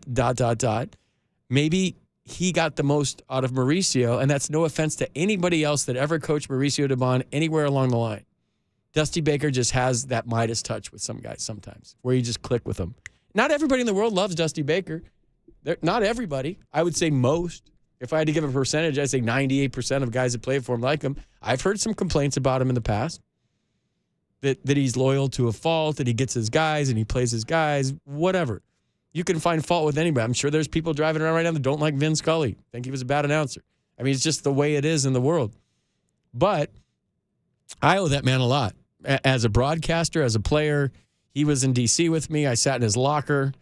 I sat in his office with him. Not his locker. I sat in his office with him. We showered together and we cracked each other's backs in the shower. It was great. No, I sat in his office. He would tell me something. I'd be like, Bake. I'd be like, I'd put my hands on my ears like, Bake, I don't need to hear this. I don't want to hear this. I got to go up and talk about this team, and I don't need to hear that this guy had this girl in his room last night. And I don't want to hear that. It's TMI, bro. Like, enough. And he's like, oh, all right. But yeah, so we have a good relationship. We used to go out and have dinner together all the time when he was a manager and I was a broadcaster, and I'll always be thankful for my time with Dusty Baker. He is the best. And that was my highlight of my trip to Houston. 2 out of 3, Dusty Baker. It's just that simple. And if anybody has a problem with that, I can't help you. Let's go to Anthony in Watsonville. He wants to keep the Dusty Baker talk going. What's going on, Anthony? Hey, FT. How's it going, man? That's going well. Thanks for calling, dude. First of all, I just want to say I was the opposite of you. I was the 12-year-old who was 5'8" all of a sudden and then never grew anymore after that. You were the guy throwing no-hitters in Little League. No-hitters. I hit like 27 home runs in 30 games or whatever it was. Oh, man. You had a girlfriend when you were 10. Not be very good after that. You had a girlfriend when you were 10 that was 14 and in 8th grade? Totally. Facial hair, mustache, and everything. You're buying beers for your buddies your sophomore year in high school. Yeah. You're that guy. I know that guy. His name was Robert Bruce. I'll never forget. He was 5'10" and he had a mustache in Little League. And 5'10" in Little League is like 6'8" Randy Johnson. He was throwing 75 miles an hour, striking out everybody. Right, he was like the man, hitting bombs. He was like built too, like he was filled out. And then he went away to high school and came back for a reunion or something. Guess what? He was 5'10". And he never grew another inch, dude. I know that game. When I look in the mirror, I used to be the hugest man, and I'm just a little boy. Good stuff, man. I love it. But anyway, I just want to tell you, Dusty Baker is my hero, and I really enjoy listening to you talk about him. And every time I get to hear good things about him, like winning a World Series, it just, well deserved. Good man. Yeah, the only thing that's a little tiny bit cringy is it was the Astros. So I was rooting for Dusty Baker, and I just put my blinders on to whatever team he was managing because he's been so close. He's meant so much to the game of baseball as a player, as a manager, as a hitting coach, whatever, as a liaison to the game, that I was just rooting for the Astros because I wanted Dusty Baker to win the World Series. Yeah. You've talked about that before, and we've talked about this many times. It's just like, it wasn't we wanted the Astros to win. We wanted Dusty Baker to win, right? And so it's true as well as it's always been. And, I just wanted to reiterate that he's a dude. He's our dude. I said something on the broadcast the other day that, the Astros are a fastball hitting team. And if you just throw them straight fastballs, it's almost like they know they're coming. And I didn't even think about the scandal. It just came out, and I was like, oh, God. And then I dropped it too soon. I didn't even realize what I said. You know very well, FP, if you're a straight ball team, it's hard to win in Major League Baseball, right? So, even at the collegiate level, if all you do is throw the straight ball, whether it's a fastball or a changeup, it's hard. It's hard to win 90 games. Right? You know what? The fastball is the devil now, man. It's like you look at averages against with the fastball; they're all high. You look at percentage of fastballs that starters throw; it's like around 38% now, and it used to be like 60, 70% fastballs. And you use your fastball to set up your off speed, and now you use your off speed to set up your fastball, and it's more of an off-speed league. So when you do research for these games, you're like, oh, they're hitting 190 against his curveball, they're hitting 180 against his slider, they're hitting 200 against his change, and like 285 against his fastball. So the reason you don't see any fastballs or as much anymore, unless you throw 100, you're going to see a lot of off-speed because it's an off-speed league now because it's harder to hit. Yeah, true story. Thanks, FP. That's great info. I appreciate that insight. And, I wouldn't have known that unless you said that out loud. All right. Thanks, Anthony. I try to say everything out loud. I'm on a radio show. I appreciate it. Let's go to Colleen. Colleen, please not with the playoff beard again. You're going to get me in trouble on 50,000 watts. I can't even with the playoff beard. Okay, well, then let's talk Dusty. I'm glad you got to spend some time with him. I remember when he won the World Series there, and you were talking about, has any player ever made you root for a team you wouldn't normally root for? Or do you were asking that kind of a question, and what popped into my head at the time, and I didn't get to call in, was remember that Sunday night that, and this is not baseball, but Sunday night, Brett Favre's father died, and he had to play Monday Night Football the next day against the Raiders. You remember that? Yeah, he had a great game. Oh, he had one of the best games he's ever had. And I think all of the Raider fans were rooting for him, really, in a way. It was one of those kind of moments. I got upset with Dusty when he pulled Benito. I think, was that the year you were playing for him? No, I didn't play with Benito Santiago. I played in 99 last year at Candlestick Park. Okay, I have the last out ever recorded by a San Francisco Giant, the baseball, in my house right now. That's super cool. We'll go to the highest bidder at 808 KNBR. Give me a call if you want that ball. I'm wanting to shave it off. Colleen, I can't even go there. If I start talking about why does a woman have a beard, I'll get in trouble. So I'm glad you have a playoff beard, and I don't want to know anything more. Playoff. I'm serious about my sports, and you know it. Okay, are we waxing it after that, or are we shaving it? No, it's going away the moment it's all over, but everybody just told me I can't shave it off. I wanted to. There's just some things I didn't think about it. I didn't really think about how long this was going to take, Colleen, have you ever been in the circus? Not yet. Not yet. I mean, I've heard stories. I might have a career as a carny. Small hands? Smell like cabbage? All right, Colleen, thanks for the call. I got to go or you're going to get me in so much trouble. She's a friend of the show. She is a bartender at Levi's Stadium and a big-time sports fan. She's a great listener. Let's go to Jay in Hayward. Jay, you're on KNBR. What's going on? FP, so great to hear you back on the air, brother. Thanks, dude. It's good to be on there. Now, I'm on after Giants games. Don't forget. And I'm going to Milwaukee end of the month, and I'll be broadcasting some games there. And I may be on after the game. I'm not sure yet. I shouldn't be promoting that. But anyways, yes, I will be on after the game tomorrow night. You can catch me in the bunker with all my friends after the game tomorrow night. Oh, cool. Okay, I didn't know that because I'm not a baseball fan. I never, when the Giants are on, I figure FP's off, so goodbye. Hold on a second, Jay. I got something to do real quick, and then I'll get back to you. Okay. You can catch FP Santangelo tomorrow night in the bunker after the Giants game. Tune in right after the post-game wrap. It'll be FP Santangelo going for about an hour and a half, taking your calls at 808 KNBR in the bunker tomorrow night, Orange Friday. There you go. I just promoted myself, Jay. The sports leader. Yes. What do you got, Jay? What do you want to talk about tonight? I want to talk about some Niners with their draft and how that went. But first, I got to ask you a personal question. All right. I don't have to answer it, but you can ask it. You're right. You don't have to answer it. You're right. You can kick me off, but I'm gonna ask it. That's all right. So you said you've never seen Star Wars, the original Star Wars. Never. Never, dude. Never seen it. Don't want to see it. I don't know why. It's not like I'm against it. I just didn't see it when I was a kid because, I don't know, I just wasn't a sci-fi guy, and maybe I was hitting my tea in the garage when everybody was watching Star Wars. I don't know, but I haven't seen it. All right, so let me ask you this. Again, to get personal. So I'm 57, and I think you're a little bit younger than me, right? Yeah. Yes, just barely. Just barely. Okay, so same era, right? Yep. Okay, so that was 1977 when the first one came out, and all the hype, and it took over the world, right? And you're not a sci-fi fan, so you were like, what's the big whoop, right? Yeah. So okay, so I get it. Okay, that makes sense. Just because it was such a phenomenon, and it kind of changed the world after that. Really, when you think about it, I mean, as far as not only movies but in the culture and just. So anyway, the biggest hype of all time, right? So I just was curious. Yeah, I get crap from all my friends, Jay. They're like, wait, what? You've never seen Star Wars? I'm like, no, I haven't. And they're just like, that's just weird, dude. And I'm like, sorry. Okay, all right, so before we get on to football, let me just say in closing about Star Wars.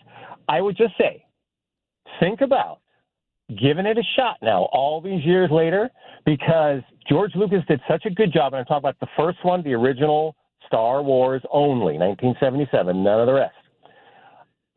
He kind of fashioned it on a Western and made it in the future with, space and all of that. And it's really like kind of old Hollywood meets sci-fi. And I would think about giving it a shot because it's quite a really good film. I will give it a shot, Jay, but here's the deal. You know how we get older, we blame our parents for everything? They didn't take me to see it, so it's their fault. And guess what they did take me to see? Jaws. Okay. Jaws.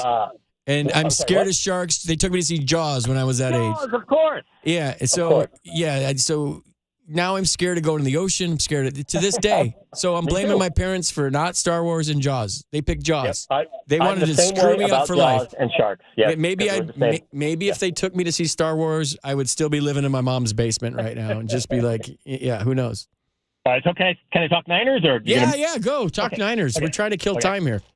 Oh, cool. Oh, that's it. All right. Well, so I thought they did a decent job with the players they got, and I have no problem with the kicker. I think that's a shrewd move because it's like how the Niners needed that emergency quarterback last year. They needed 4 quarterbacks, right? Yeah. So your emergency guy's got to be a competent player who can go out there and at least execute your offense and, do some semblance of effectiveness, right? Yeah, like catch a snap. Right, yeah, right. Oh my God. Yeah. And then your kicker, is I think how key that kicker is and how lucky the Niners have had with Robbie Gould. And now, that's a shrewd move, man. I agree. I don't have a problem with that. What I do have a problem though with the Niners is they're so disappointing. They completely didn't address their offensive line in the draft at all. Didn't draft one offensive lineman.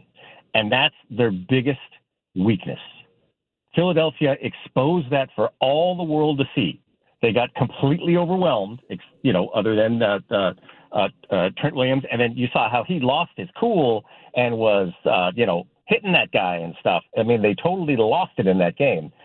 and they needed to address that offensive line, and now they're going with they're promoting McKivitz, who's a backup, and they're going to go with a bunch of journeymen and cast-offs from other teams, and now some undrafted free agents, and hope something materializes here.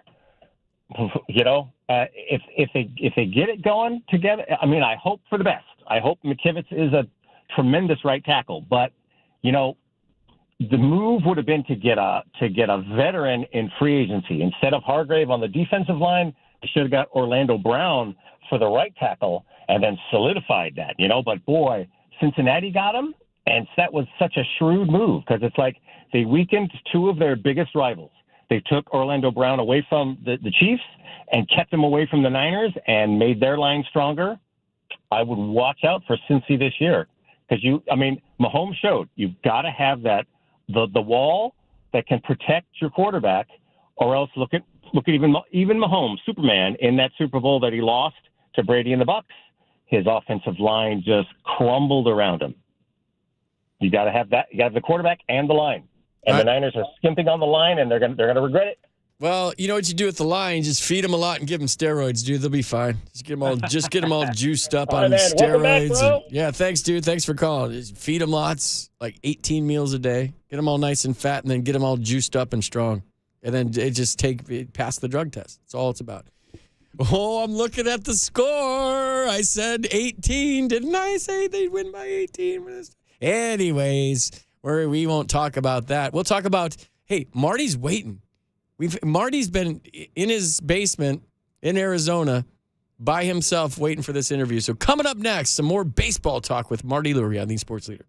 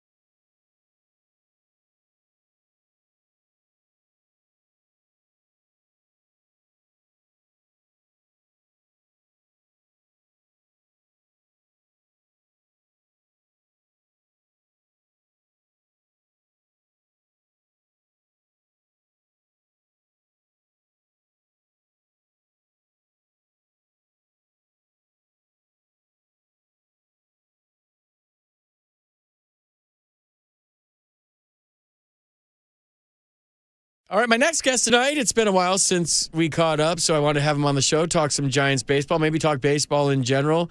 The guy who I love doing shows with, my friend, I haven't talked to him since spring training, Marty Lurie. Marty, what's going on, man? How are you? I'm doing great. Looking forward to, this homestand. You got the Brewers coming in and Washington coming in, and maybe the month of May will be a little bit better for the Giants. Hope so. I mean, they're 13-17, and all things considered, that's not that bad. 5 games out of first place. The Dodgers 19-13. The Brewers come in 18-13, just a game and a half back of the Pittsburgh Pirates, who are 20-12. What's going on with the Pittsburgh Pirates, Marty? Well, they have great pitching. They got swept by Tampa Bay, and look, Tampa Bay is 26-6. So the Pirates are off to a good start, and they didn't get rolled up by Tampa Bay. They hung in there, lost a 3-2 game, a 3-1 game, whatever it was. But they pitch, and they have a decent bullpen, and we'll see. They're off. They're off to a nice start. It's good for the city, and it's good for baseball to see it. So. I like it, but Vince Velasquez, if he can give you a solid game, things are going your way, because he has been awful the last couple of years, and he's turned it around for the Pirates too. Yeah, it's good for baseball. I don't know how long they're going to be in first place, and I don't know how long the Cardinals are going to be in last place, but the Cardinals can't win a game. They're 10-22. But back to the Giants. A good road trip, considering what happened in Mexico and everybody getting sick. I was with the ball club. In the bathroom was in full use, let's just say, in the Houston clubhouse. So it was nice to see them take 2 out of 3. And Marty, the starting pitching early in the season, whether it's Cobb, DeSclafani, or now Logan Webb, the starting pitching has been locked in. Well, it has been. And, they have some starting pitching that can win every time you give them the ball. And that's talking about Cobb. It's talking about It's talking about Logan Webb. And it's talking about DeSclafani. Then it gets a little dicier. Stripling has sort of turned the corner a little bit. He's never going to give you 7 or 8, I don't think, but he could give you 6 good innings. The one is Minaya right now. They got to get him together. But FP, this is May, and as I said, they're all capable. You get shutouts by DeSclafani. You get shutout pitching by Cobb, and Webb has looked terrific, I think, most of the year anyway. How will they look in August? That's the question for me. But right now, anytime you give the big 3 the baseball, you got a good chance of winning. And I think for Stripling, he's got a big start, his next start, to put another good one back-to-back. And I'd like to see that. But Minaya is the guy. And Friday night against a Brewer team, it does not hit as well as they have in the past. They've got some rookies in that lineup. They just got swept by Colorado. They've lost 4 straight. The Pirates have lost, 3 straight as well, so nothing's happening there. But Minaya against the Brewers, I think that's a big start for him. It is, and it's a big homestand for the Giants when you're talking about maybe taking advantage of the Nationals, who haven't been playing that bad. They're 13-18 on the season, and that'll be an interesting series. Brewers first. Marty, I don't know how, I'm sure you paid attention to the games this weekend, but I thought Joey Bart Saturday and Joey Bart Sunday, Joey Bart Tuesday, Joey Bart Wednesday.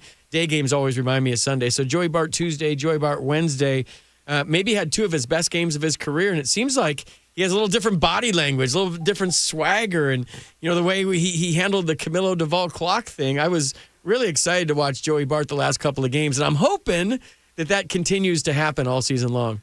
Yeah, he looked more confident behind the plate, and he's starting to get that look behind the plate. He's blocking balls better. And my question is, what is Duvall thinking about? Has anybody asked him, Camilo, what are you thinking about here? Because this seems to happen every time, and Joey saved them by coming out to the mound and not putting a tying run on base, so to speak, and that kind of thing. But, Joey's looked better behind the plate.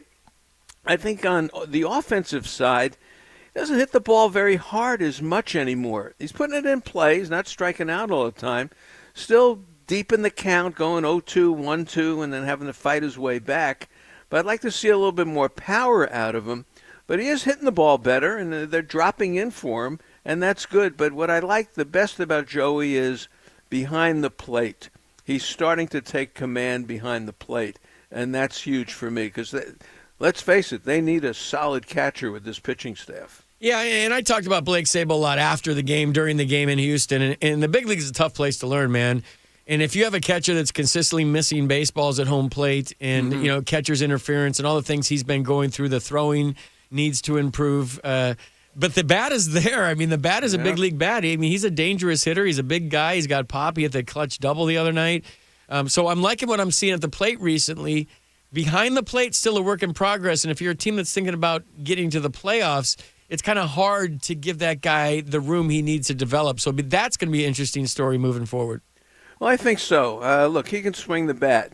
He has a tremendous amount of strikeouts, so 30, 40% of strikeouts, and you can't really live with that. But when he puts the bat on the ball, he's got some power, and he's an athlete. He could lay that bunt down and beat it out. He can steal a base.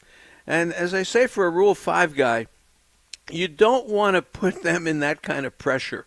Rule 5 guys, I've said the phrase, should be seen and not heard. In other words, they shouldn't be starters. They shouldn't be starting pitching. They shouldn't be in high leverage situations. This kid has been put in that, and he's really responded very well. He's a special kid. Ultimately, as we go through the season, I think Patrick Bailey will be up here at some point. He's at Sacramento now. He's a good receiver. He'll run into one here and there. But ultimately, you can't have a catcher that's constantly looking for the ball in the dirt and dropping a pitch and that sort of thing. I remember Art Howe used to talk about Cliff Johnson. Remember Cliff Johnson, the pinch hitter? Yeah. Tough hitter. And his nickname was Bird Dog. And I said, Art, why did they call him Bird Dog? He said, because he was always going back to the backstop to get the ball. And you don't want to have that happen as a catcher. You want to catch the baseball. Because that's the name, catcher. And that's you're supposed to catch it. Well, he's gonna. I can't get on the kid, man. I can't imagine trying to catch the most the best stuff in the world. I mean, come on, the best pitchers in the world, and you're trying to learn at the big league level. So hopefully he figures it out because he's a great dude, man. He's got great energy. He is. And he's terrific. And I terrific. I love being around the guy, and I'm rooting for him. So yeah, and he can hit the ball. He's got some legit power. And he's going to stick. He will stick. They just can't put him in there every single day in these high leverage situations in the field. That's the problem. And he had the stones to bunt in an 0-2 count the other day. I don't know. And he got it down, and he popped it up in a perfect spot, and he beat it out. And Hunter Brown wasn't going to. I think it was against Hunter Brown. I think it was him. Whoever it was, they weren't going to get him. I'll tell you that. Yep, it was. I mean, it wasn't a great bunt with 2 strikes. It was a perfect bunt because it worked. Talking to Marty Lurie, nice enough to join KNBR tonight, FP Santangelo here. So, hey, your assessment after, the first 30 games of the San Francisco Giants. Go. Yeah, 13-17. FP, I always say until the peaches are on the trees, until the middle of June or the end of June, you're just still feeling it out to see who you are. You don't want to get buried, and you get off to a great start like Tampa Bay. It's special. But generally, you just want to be learning who you are, and I think they're doing that. 13-17, if it was 15-15, who cares? They're still within clear striking distance of the loss column of everybody in the National League West, although the Dodgers are starting to put it together a little bit. And the Dodger-Padres series this weekend will be interesting when those two go at it. But for me, we're getting to see that DeSclafani is healthy. Cobb looks like he's the real deal. Logan Webb has done fine. Jock Peterson is a very tough out. Estrada looks like an all-star. Wade has done enough at first base. Had a couple of errors recently, but look, as a leadoff hitter, the guy is, another Frank Thomas. He's getting on all the time, and he leads the league in walks. There have been some injuries, but heck, the guy at third base, J.D. Davis, what an arm. The guy throws a laser to first base. I don't care where he picks the ball up. If he picks it up, he's throwing you out. And he's picked the ball up really well. He's not hitting as much as he was before, but he's done a nice job. Conforto, we're still trying to figure out who he is. He's still having trouble with that soft stuff away, and he doesn't catch up all the time with the fastball. So I say, look, he missed a year. Give him a chance, and that's part of April and May. Haniger looks like he can play. I wish Slater was available every day because he's probably the best hitter they got. He knows how to go the other way. He's got speed and all that kind of stuff. Losing Craw is a problem because it creates a problem at second base. VR looks really lost right now. Brett Wisely is a terrific kid, but he's 1 for 20. In center field without Yaz, you're talking about Stevenson, who doesn't hit well. So there's a couple of problems there, but generally 13 and 17, if they get a lead in the 6th or 7th inning, I don't care what the numbers are in the bullpen, I think they're capable of winning a game that they get the lead. It's just they're using the bullpen a lot. And as I said, the pitching staff was not constructed properly for me. There are too many long relievers. So Jelly is gone. They didn't know what to do with him, start him, relieve him. I still don't know where he belongs in this team. But they sent him back to Sacramento and brought up Cole Waits. All right, so now you got another short guy. So you don't have to go to Brebby and Rogers every single game. Beck is still around. I like Beck. He's got a tight slider. And, here's a guy who just made his major league debut in a high-leverage situation. That's another guy that should be eased into it.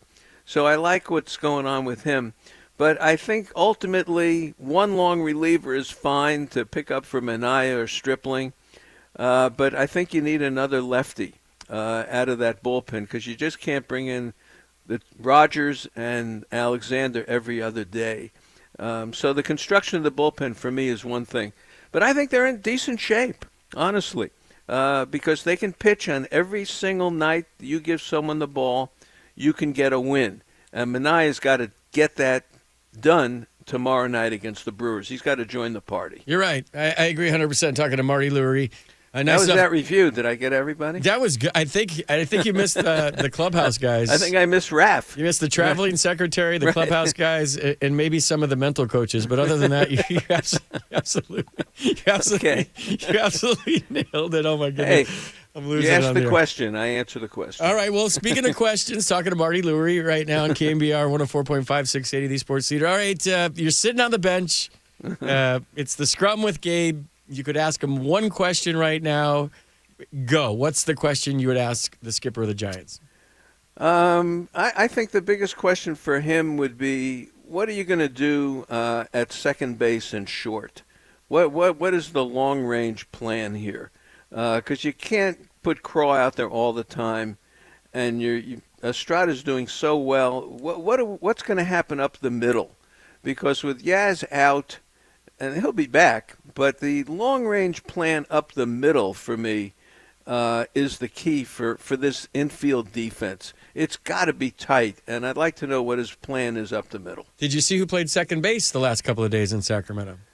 Yeah, and he's Schmidt, Casey Yes. Schmidt. Mm-hmm. And, he's a good athlete. He's got good feet. He's got a nice arm. He's never made the pivot. And, FP, you could talk about this. Well, what's it like going from third to short and having to make the pivot at second? How about that? Well, I went from short to second, so I was a shortstop my whole life and then started becoming a utility player, and that was like playing backwards because you had to shortstops, everything is in front of you. You're going toward the bag on slow rollers. You have enough time to read hops and get around the baseball, get your momentum going to first. The feed is natural to the second baseman because you're still moving toward first in essence, even though you're flipping it to second. But at second now, you're no one's coming to get you anymore. You don't have to worry about getting out of the way of a double play. But that was scary back in the day. There was guys like Bagwell and Biggio and even A-Rod when he was on first. A-Rod used to come get you. So there was people when you were playing second in the big leagues. You're like, oh man, I better clear myself. I better get out of the way because they're going to try to blow me up. They you don't ever have to get worry. knocked down? You ever get blown up? Nope. Nobody. I just get in the air. You just got to get the ball, get rid of it, and get in the air. And if they hit you, it's no big deal. But if your feet are planted, that's when the injuries happen, and that's when they can really do some damage. But guys don't have to worry about that ballet around the bag anymore. That's right. But the feed, going to your left, stopping, setting your feet back, throwing all the way across your momentum. That's tough. And then I always thought covering something as simple as covering the bag on a steal from second base was harder because short, you just run over, catch the ball, put the tag on. Second, you got to kind of come around the bag, and then you got to re-square your body where your belt buckle's back toward first base. And all of that takes time, and the throw's coming, and do I hold my ground? Nobody hitting runs anymore, so you really don't have to hold your ground. And maybe with the shift now, it's more of a straight line for the second baseman to cover second. But that was always a challenge for me, moving over on that side of the base. Covering on a steal, you wouldn't think that. And then, the hitting the pitcher on the run I felt was hard too. When you go the first baseman goes for it, you go to your left on the grass, and then the pitcher's covering, and now you have to hit a moving target. And I always used to just pick up the base and throw it to the base and hope the pitcher was there, because if I looked at the pitcher, I would throw it behind him. So he's covering from the mound. I would just kind of throw it nice and easy to the base, lead him right into where he needed to be. But all those plays, I think, are difficult when you're on the left side of the infield, then moving to the right side of the infield. Well, you said it beautifully. I think Casey Schmidt will be here. I truly do. They don't really have another second baseman to come up, do they? I don't think they've got another one. And he has played second the last couple of days, and I think he's a good enough athlete.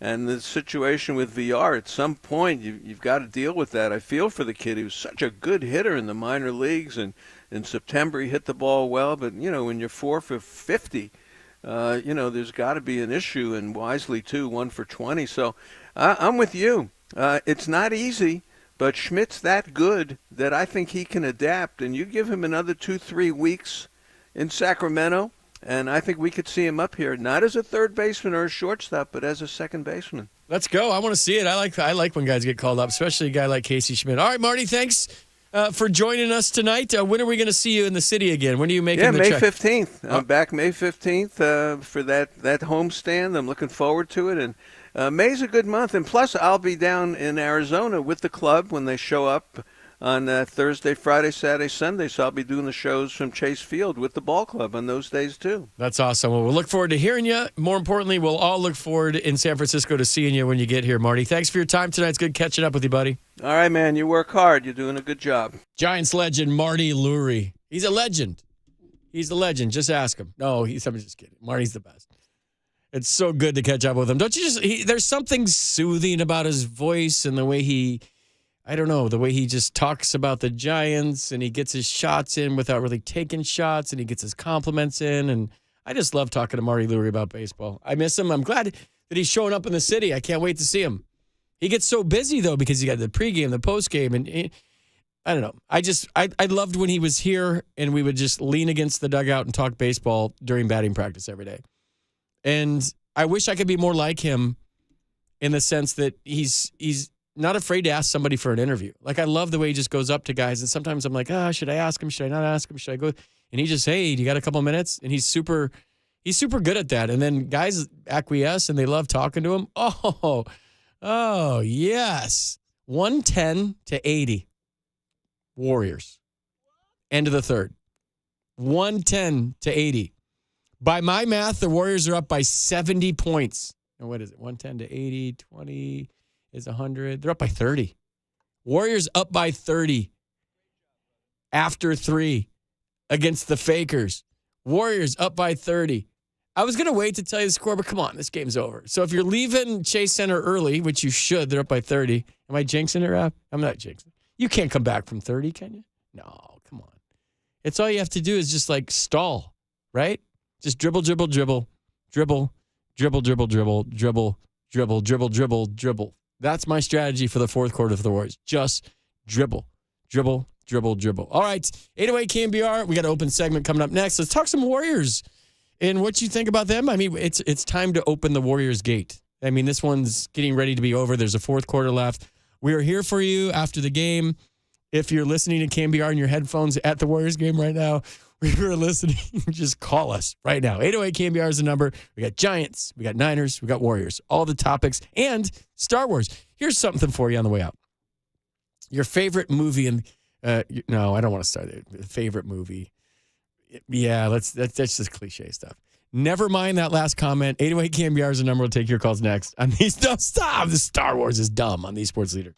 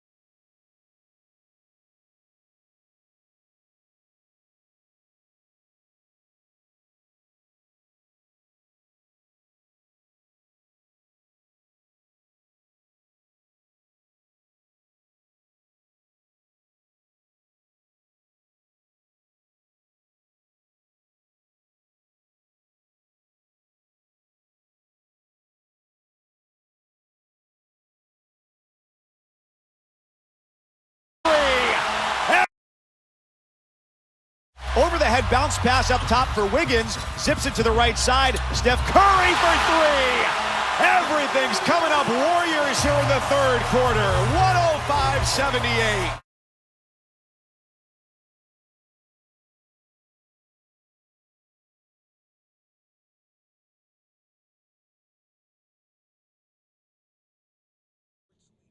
Warriors up by 32, 114-82.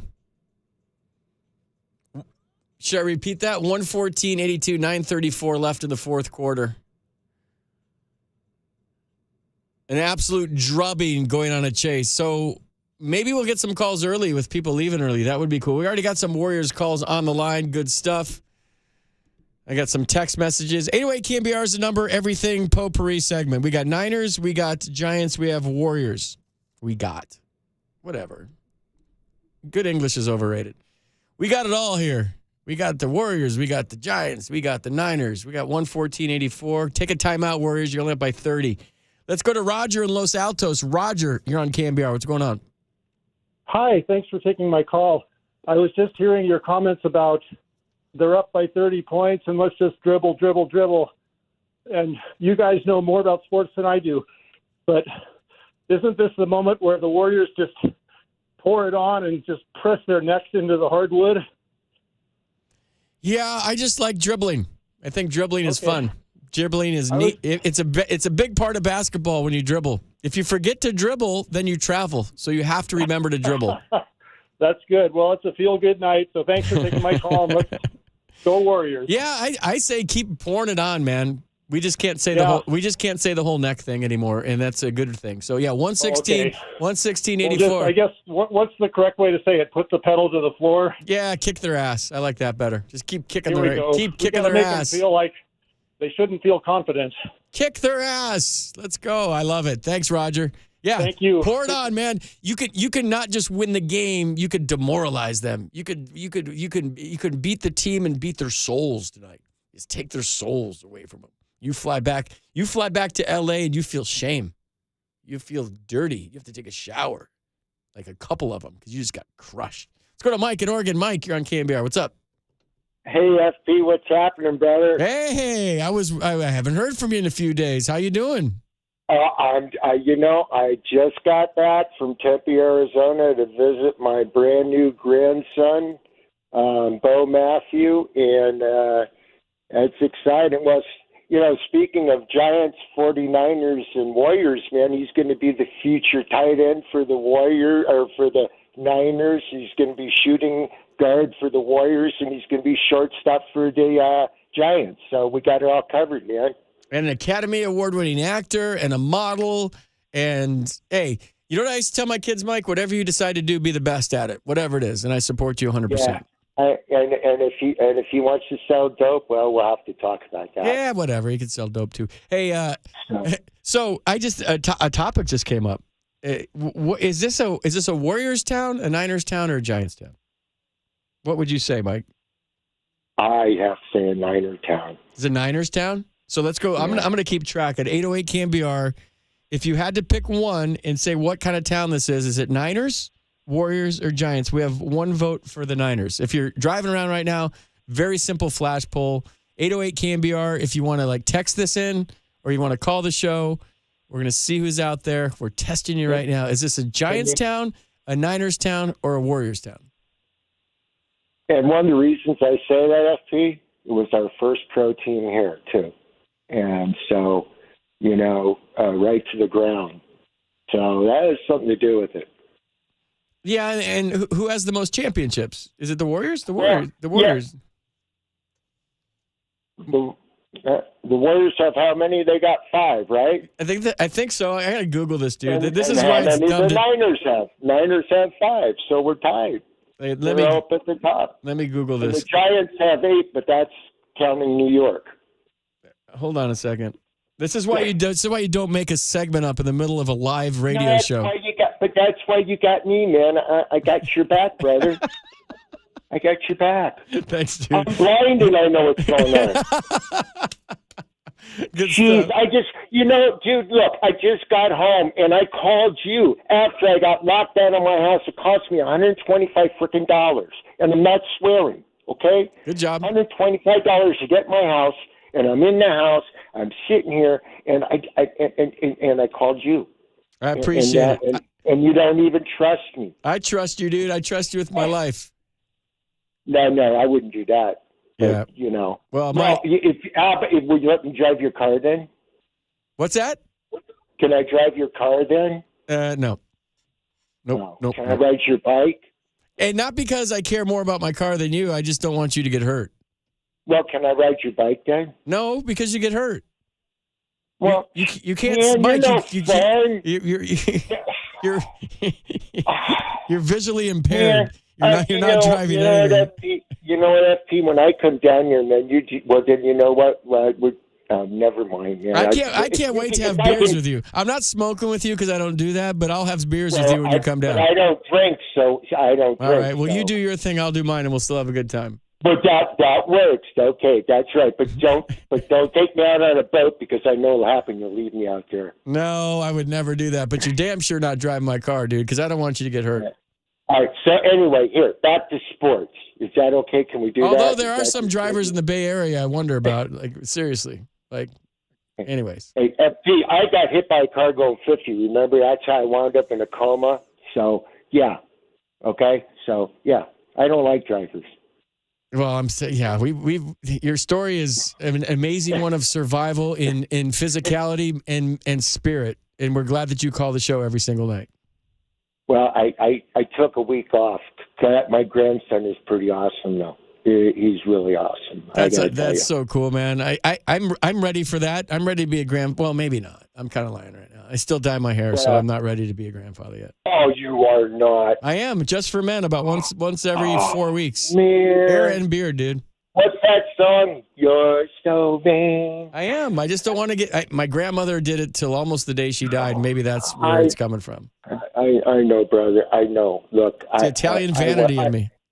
Hey, I know. I'm Italian, but I got a beautiful white beard. I got a white beard, man. So I bet you it looks good, Mike. When are you coming to San Francisco? And then we got to go.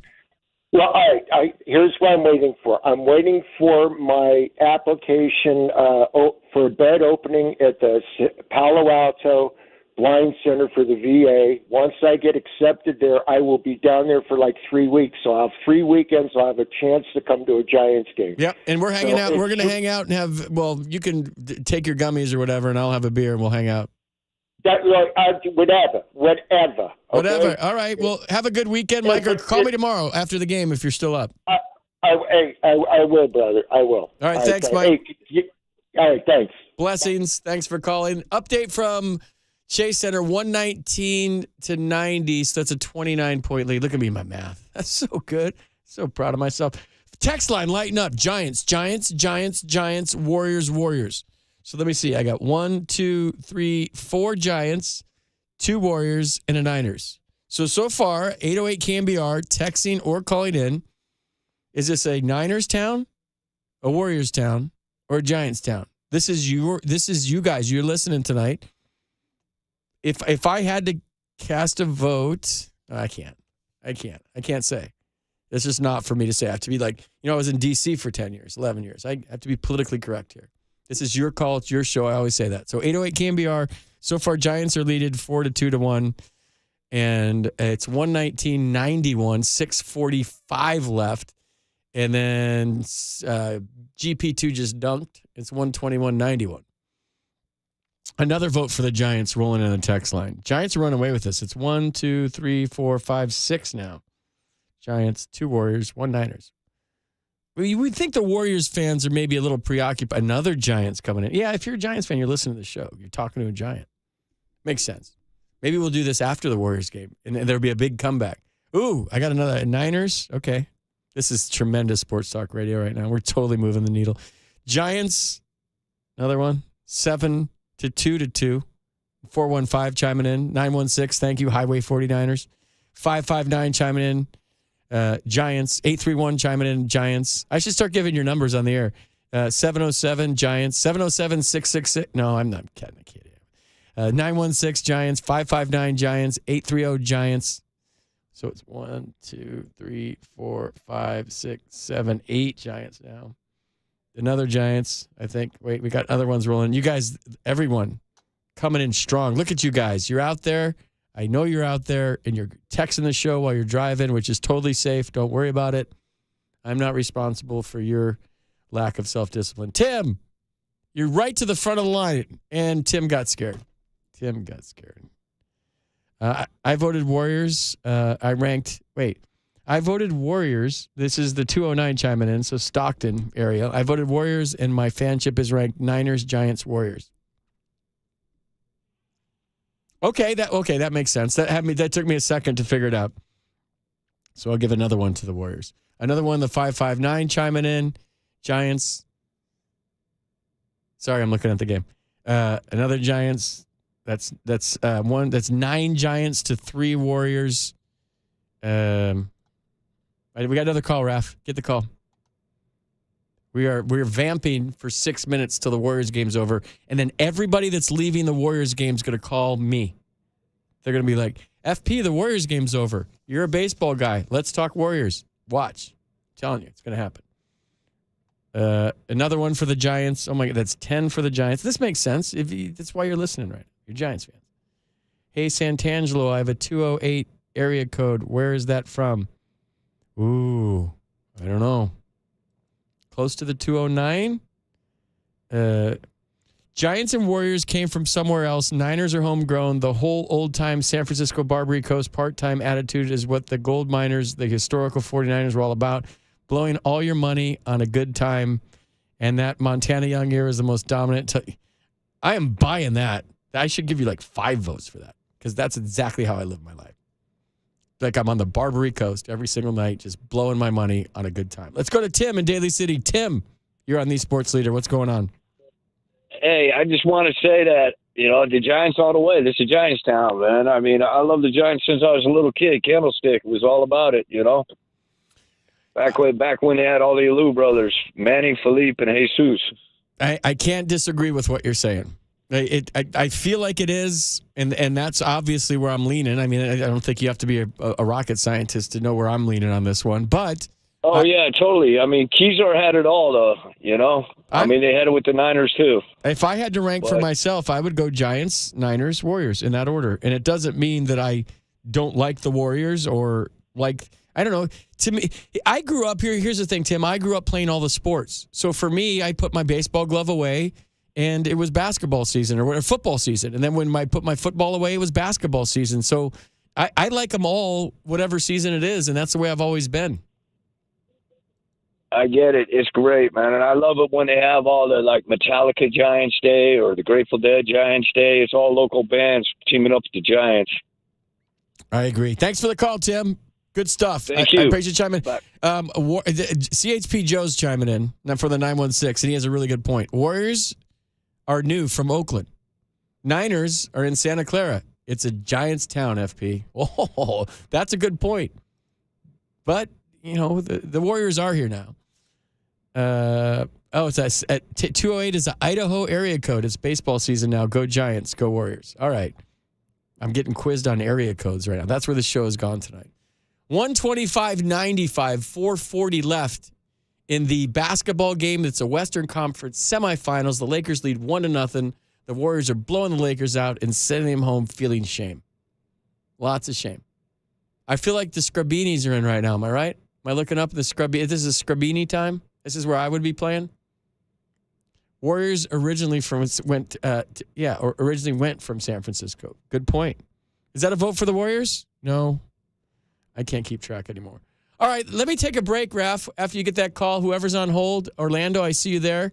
I will take a quick break, and maybe by the time we're back, that this Warriors game will be over, we can take some calls. So 808 KNBR, we're talking Warriors basketball. They're blowing the Lakers out. This series will be even at 1-1.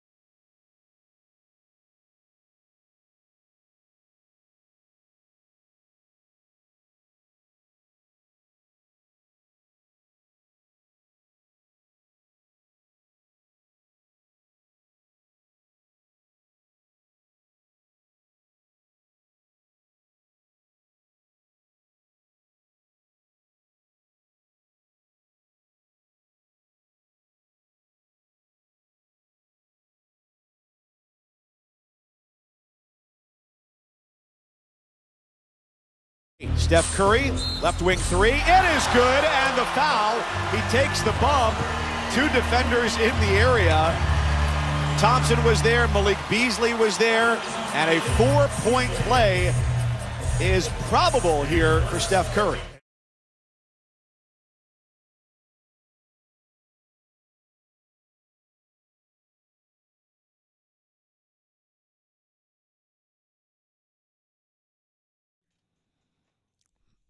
All the celebs are out at the game right now. They just showed them.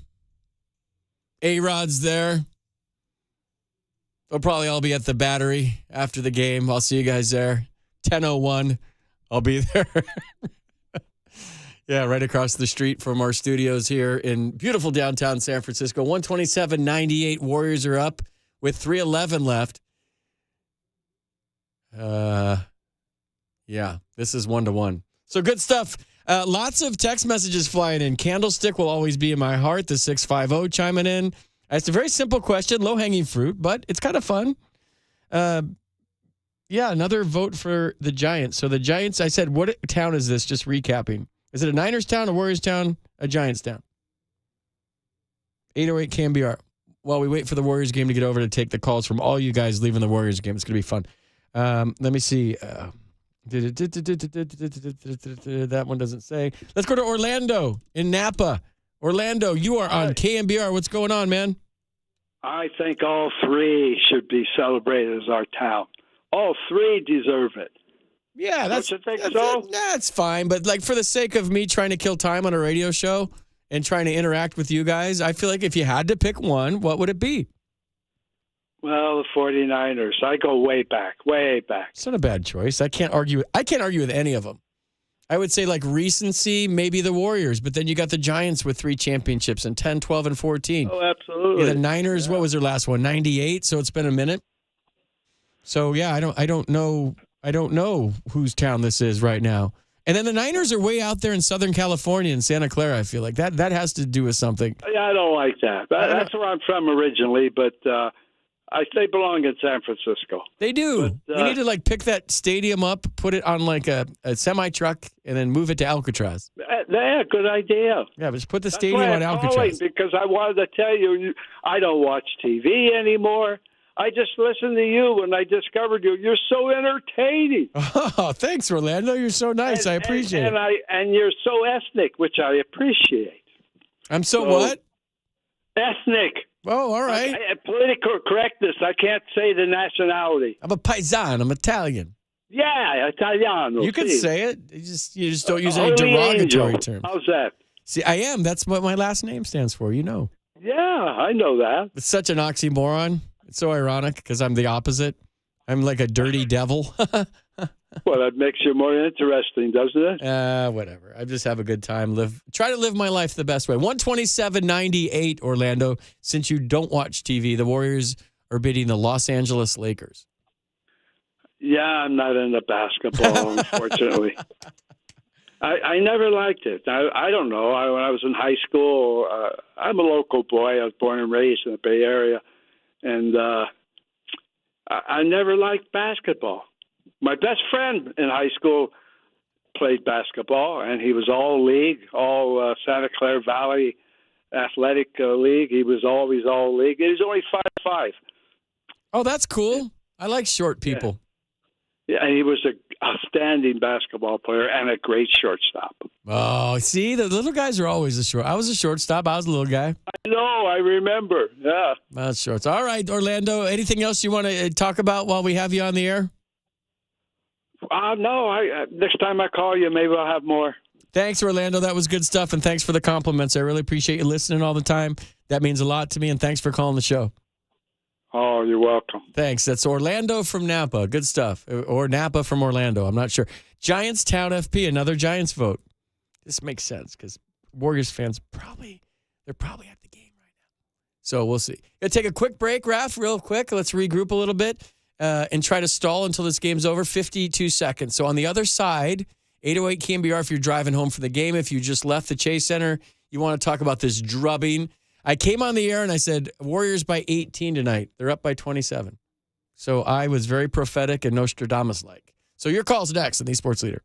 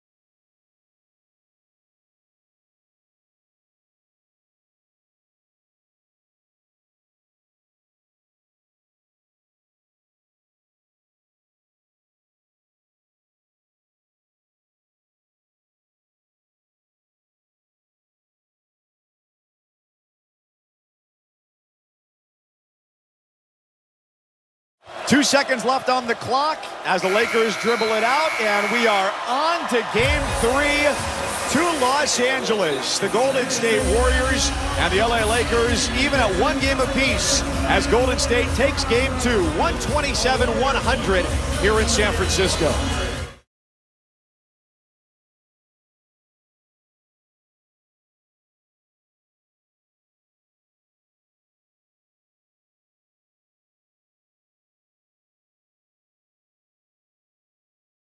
Former Warrior F.P. Santangelo in his dreams. The shortest Warrior in Warriors history. He wishes in his dreams he was an ex-Warrior. All right, 127-120, a statement win for your Golden State Warriors. Had my eye half on the game while I'm talking to you guys. And it just looked like Clay had a big game. I got the box score here right in front of me. Let me scroll up a little bit. If you're leaving Chase and you're tuning into the Sports Leader 808 KNBR, I'm getting some text messages coming in. F the Fakers. That's a statement win. It was. LeBum and the Fakers weren't going to win again in the defending champ's house. That's what I'm talking about. And then a random text about the Alabama head coach of baseball getting fired. That's a weird story, man. We can get into that if you want. That sounds like an episode of Ozark, but we'll get into that in a minute. So 127-110, a statement win for the Golden State Warriors. I got the box score right here. Steph Curry, let me see, 29 minutes. I'm looking for the points. He scored 24 points tonight, but I think it was more the assists from what you guys are telling me. 12 assists this is for Steph Curry tonight. And here's the postgame with Steph Curry. Steph Curry coming up with 20 points and 12 assists in this game. And, of course, he is joining us. Young fella, what is good? Well, I call you young fella, but, of course, you are 35 now. I appreciate that. Corey Alexander, Mike Cousins with Steph Curry. And, of course, a big performance for you tonight and a difference in the lineup and the way you guys approach this game. You had the basketball in your hands much more so than you have in the past. How did you feel getting the rock back in your hands? Just as an adjustment in terms of how they're guarding us, and they're long. Their size gives you problems, and if you play into it, we didn't create as many good looks in game one. And I think for us, when our offense is clicking and we're creating good shots and good possessions, then it connects our defense, because usually it means we're not turning the ball over. You can get your defense set even if it's off a miss. And against this team, controlling the tempo and the pace is huge. Like, we want to run, be opportunistic around it, but we can't just be in control chaos, because they can be disruptive on defense. Stephen Curry with us here on ESPN Radio. What difference did it make for your offense tonight to have JaMychal Green in the starting lineup with Kevon Looney not feeling 100%? It's just a different look. It's obviously always about, our versatility as a team and everybody staying ready. Honestly, it's hard for, a lot of guys on our team, because they're capable of contributing, but sometimes the opportunity isn't always there. But the message is stay ready. Long season, 82 games, playoffs, that old saying, styles make fights, and the ability for us to, have different looks out there and not miss a beat. So JaMychal was huge. His strength is obviously being able to space, knock down shots. He was obviously tough on the defensive end, getting his rebounds, but just spacing, again, against this Lakers team that always, tries to pack it in the paint. We got some great looks from him. Steph, you've always been one to celebrate your teammates' success, and, of course, you get a chance to see Clay step up and make 8 of his 11 threes. Had a hot shooting night for him. It almost seemed as though you were looking to get him going in this game. Yeah, that's more kind of to the first question around getting the ball in my hands off pick and roll. It was either, in transition I was finding him, or in the pick and roll, getting Draymond or Loon in the pocket. They were kicking out the shooters. And when Clay gets it going like that and gets clean looks from three, then the tough ones start going in too. So that's huge for us to have him playing the way he did tonight. And I know he's looking forward to going to L.A., back to his second home, and showing out down there. Well, Steph, thanks so much for the time, and we'll see you Thursday. Yes, sir. Appreciate it, fellas. In 2 days. Whatever day it is. Let's count 48 hours. We'll be back. And tell Dell to text me, because I don't have the new number. That was courtesy of ESPN. Thank you very much for that Steph Curry post-game interview. Steph went for 20, so check that. I was looking at his plus minus before that. Steph went for 20 tonight, but he did have 12 assists. And we talking about making adjustments from game one. The Warriors did just that. Double team Steph, that leaves some guys open, right? So he started dishing, makes perfect sense. They've made the adjustments. Now it's all about the Lakers making adjustments back. So maybe Steph Curry has a big game 3. But this is all about Klay Thompson. And I was talking to an Uber driver today who I was in the Uber with and was listening to the wrong sports talk station. And I told him that he needed to turn the station to either 104.5 or 680, and he acquiesced. And we were talking in the Uber, driving around town today about how they were double teaming Steph, taking Steph away. And I said, well, Steph's got to pass it to, it just makes sense. If 2 guys are covering him, somebody's open. Somebody needs to step up, and it's Klay Thompson. And he did tonight. So we kind of had that one nailed. So Klay tonight, I'm looking, he made 11 3-pointers. He shot 72.7% from three-point range. He scored 30 points. Who cares how many assists he had because he was balling out. Let me see. JaMychal Green had 15. Okay, let's go. Andrew Wiggins had 11, but he was a plus 35. He needs to play better defense, and it sounds like he did. This is really hard. 808 KNBR. I didn't watch the game. I'm doing a Warriors postgame and didn't watch the game. When I do the Giants postgame, I keep score, I take notes, so that when I come on, I can talk to you guys. So if you were at the game, 808 KNBR is the number. You're driving home from the game, text me, call me. Maybe you can let me know what went on with the game. Raph, who do we have now? This is Klay Thompson postgame on the Sports Leader. Klay, how were you guys able to be so dominant tonight? Well, we realized we let one go in game 1, and we've been having to bounce back all year from adversity, and not a better group to do it with than these guys. So came out, our offense was flowing, turnovers were low, hitting open man. We keep it simple. The floodgates can open. As for you and your game, just what felt good to you tonight? This one felt great. I didn't shoot the ball particularly well the last few games, so to come out here and get hot in the early beginning, I mean, I watched film in the first game, and I feel like I rushed a lot of great looks. Tonight I utilized my pump fake. I was patient, and I'm going to try and take this same flow to L.A. tomorrow. It was next man up for JaMychal Green. Just describe the impact that he had. So proud of J. Mike. Not playing much in the first series, come out here and having such a huge impact. What a great shooter. His physicality, I mean, he showed him why he's a 10-year vet, and he's so important for us in this series and going forward. So, just as his teammate, I'm incredibly proud and so grateful for his performance tonight. And I know that a win is a win, but what does a win like this, what kind of message does that send to them, to you guys? I don't think it sends much of a message because we know LeBron has seen it all, AD's seen it all, and it's 1-1 at the end of the day. So we got to go to LA and get one and go from there. Thanks. Congrats on the win. Thanks, Lisa. Yeah, I think, Klay's absolutely right. LeBron's seen it all, right? He's not going to panic. I feel like the Lakers might have thought, well, we split. Even, you go on the court, you want to win if you're the Lakers tonight. But once you fall behind, it's almost like with a base open and a runner on second, you get to a 3-1 count, you'd rather just pitch around them and get to the next hitter. And I feel like once the Lakers fell behind, it was more like, okay, let's save our energy for game 3. We already took one up here. At least that's what it looked like the little bit I got to see. So the Warriors, if you're just jumping into your car, if you were at the game, the score was 127-100. They won by 27. I came on tonight and said that they were going to win by 18. I was close. I just felt the route tonight in my bones. I don't know how I called that, but I was serious when I said that. I was wrong. They won by 27. Davis scored just 11 points tonight. And he had 30 points and 23 rebounds in game 1. So they took Anthony Davis out of it tonight, it looks like. The Warriors made the adjustments. Steve Kerr's a genius. And you could have a game plan if you're a coach, but you have the players to execute that game plan. And I just like the whole thing that Steph did with if you're pot committed, get on this bus to Sacramento. And if you're not, don't. I mean, that's what leaders do. And Steph's, not a vocal leader from what you hear. I don't know. I'm not there. But the fact that he challenged his teammates and the fact that he said, check all your differences at the door or whatever he said, if you read that story in The Athletic, means that it's all what we kind of suspected throughout the season, that there's something going on behind the scenes.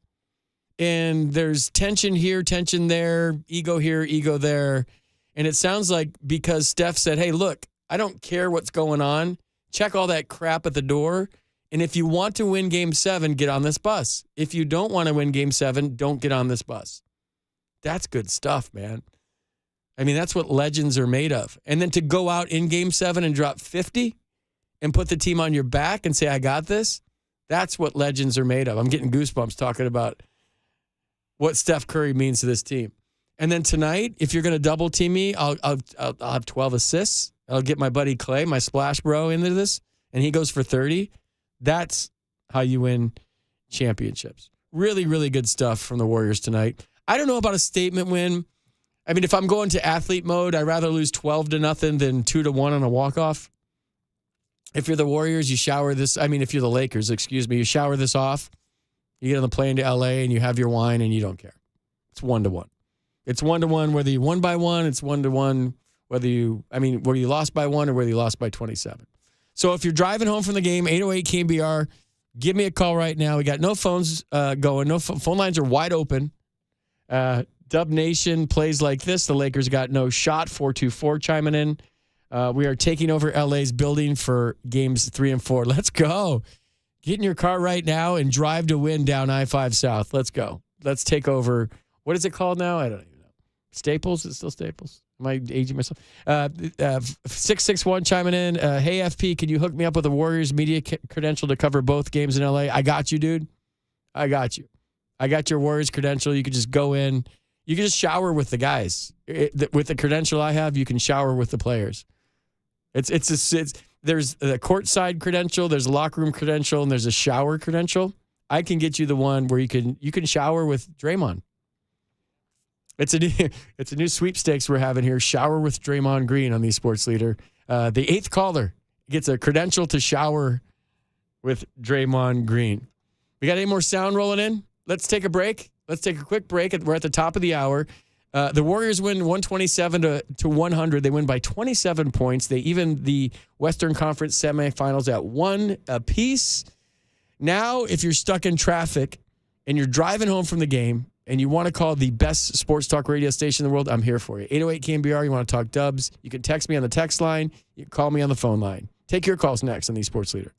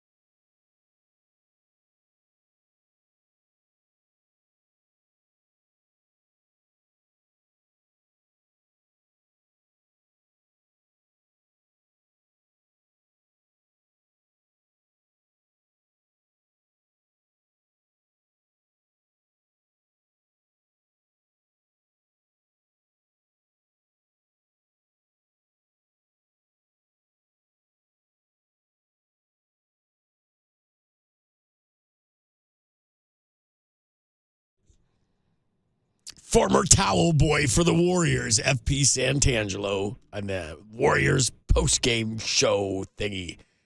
Steve Kerr's at the mic right now. We're going to get to that in a moment, but we got some calls coming in. Let's go to Alex in Vallejo. Alex, you want to talk some Dubs basketball? They even the series at 127-100 tonight. They win by 27 points. Alex, your thoughts?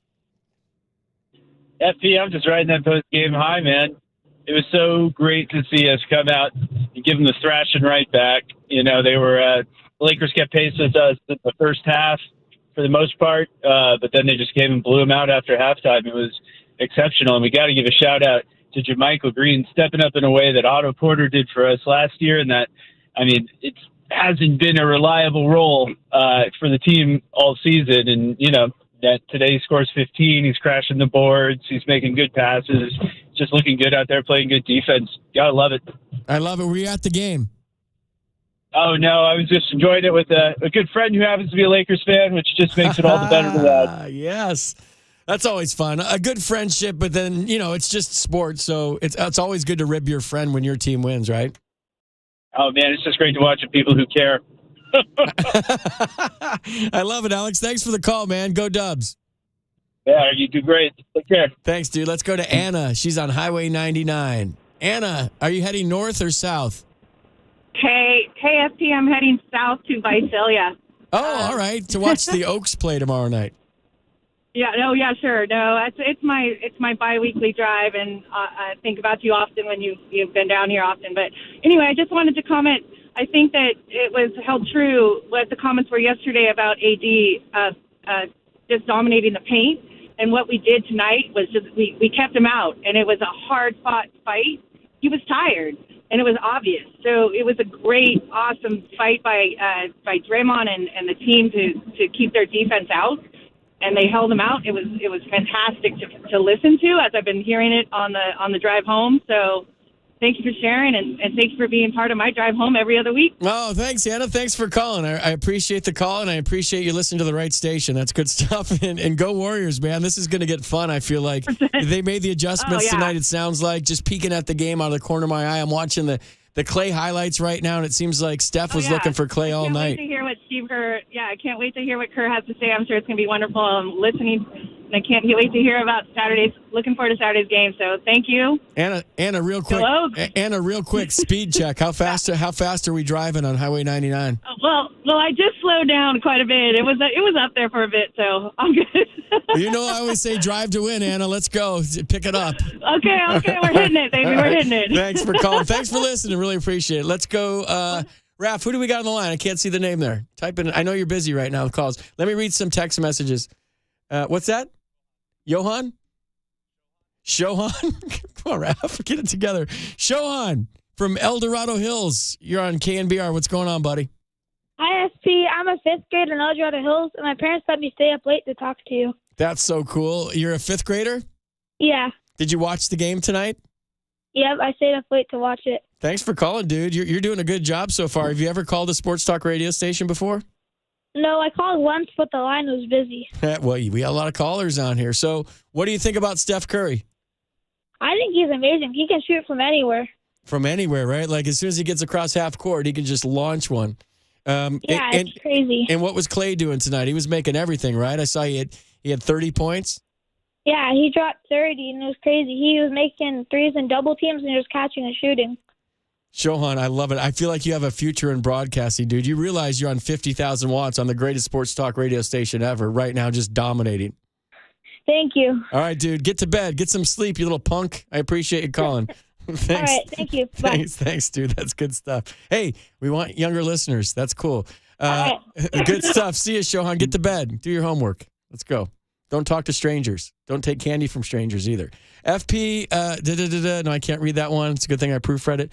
Warriors, this is the 928 chiming in. Warriors putting Lakers on notice. They're still superior team and adjusted after game one. I agree. The guys were telling me out there the adjustments they made. It was hard to watch and do the show at the same time.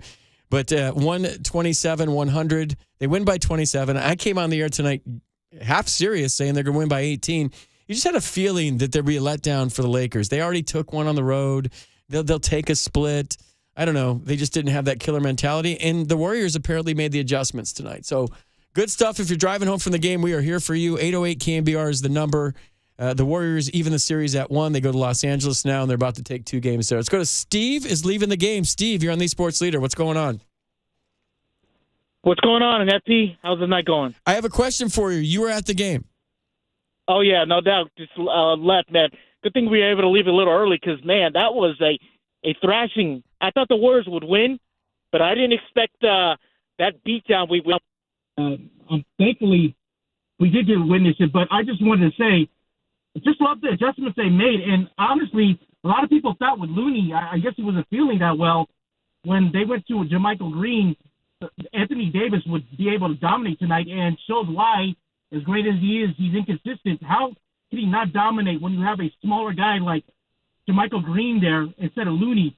And he was a complete non-factor tonight. Just incredible. After the first quarter, they took the crowd out of it.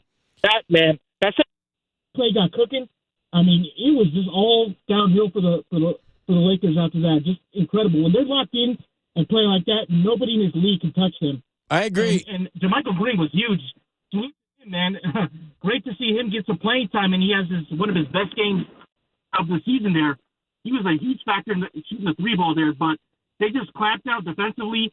LeBron, I think, had, 21 in the first half? He scored 2 points the rest of the game.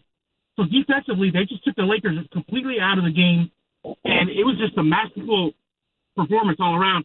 I got to give a game ball to Steve Kerr for that, because the Lakers were just lifeless after that avalanche there at the end of the second quarter, and the place was rocking.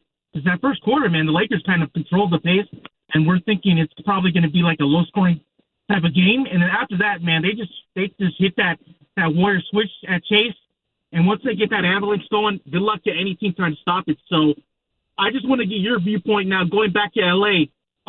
It's a tough place to play. I don't think they won there all season. What do you expect there? Can they get the road split? I'm expecting to get one. That's all they need coming back to Chase. What are your expectations? Because I could see them losing 2. I hope I'm wrong, but they don't play well in L.A. What are your thoughts on that? They're going to win 2. I have a question for you. They're going to win both games there because they've made the adjustments, and then if they make the adjustment back, that opens up Steph Curry to go crazy again. So this is just a chess match right now, but I feel like the team with the most experience and the best resume is going to win. They already showed they can go into a hostile environment in Sacramento and win Game 7. They have confidence on the road for maybe the first time all year. I have a question for you because you're at the game. D'Angelo Russell said before the game, I mean, it's not really that loud talking about Chase.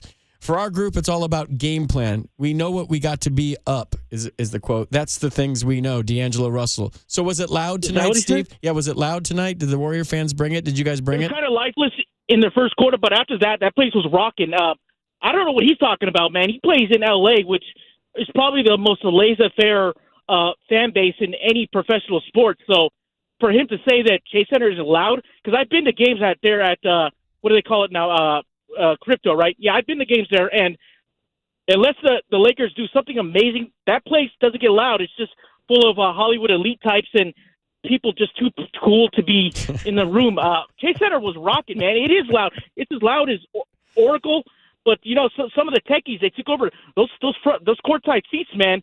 They're 15, 20 grand each, so maybe those guys aren't, but the rest of that place was rocking. So I don't know where this notion that Chase Center isn't as loud as Oracle. I completely disagree with that factor. This place, I've been to games there all year. That place gets rocking there.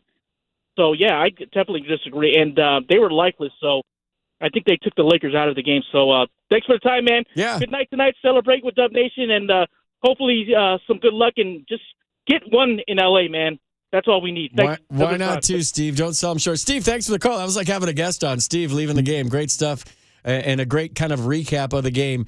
The 650 chiming in and saying, with a 27-point win, my dog didn't have to hear me curse at the TV all night. Good text message. Anthony Davis is a fraud from the 707.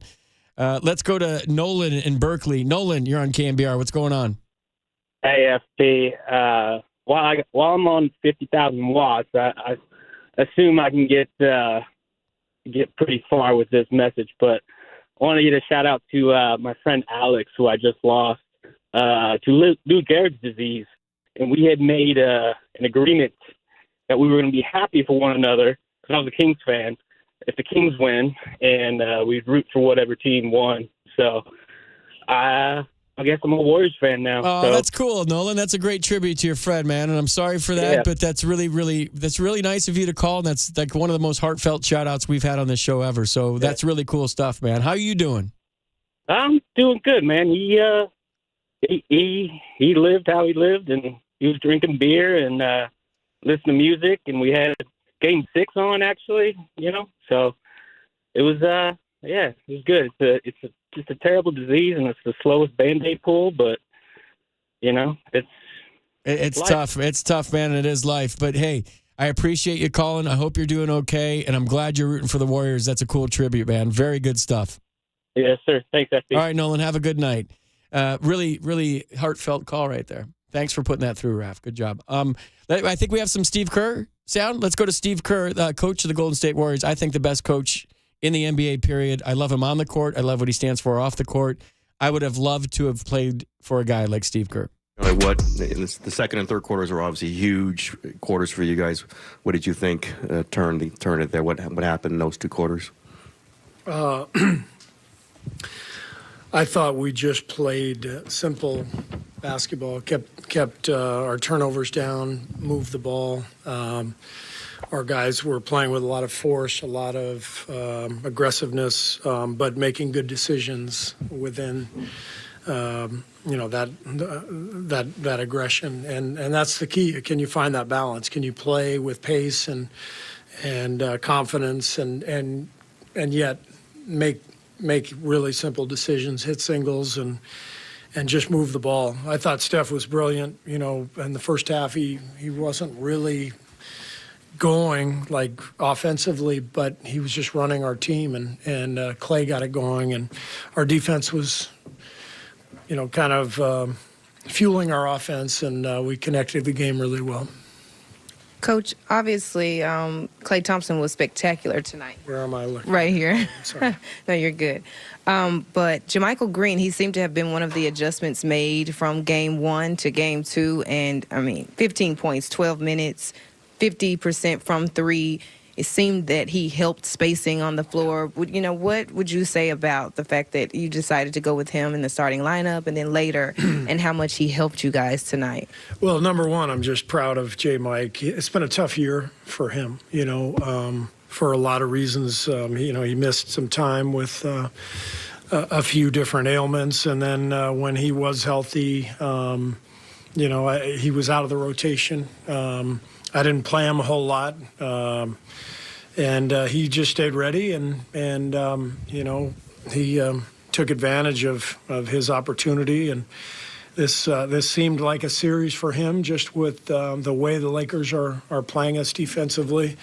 And I couldn't be happier for J. Mike. He's really earned this by just staying positive and staying ready.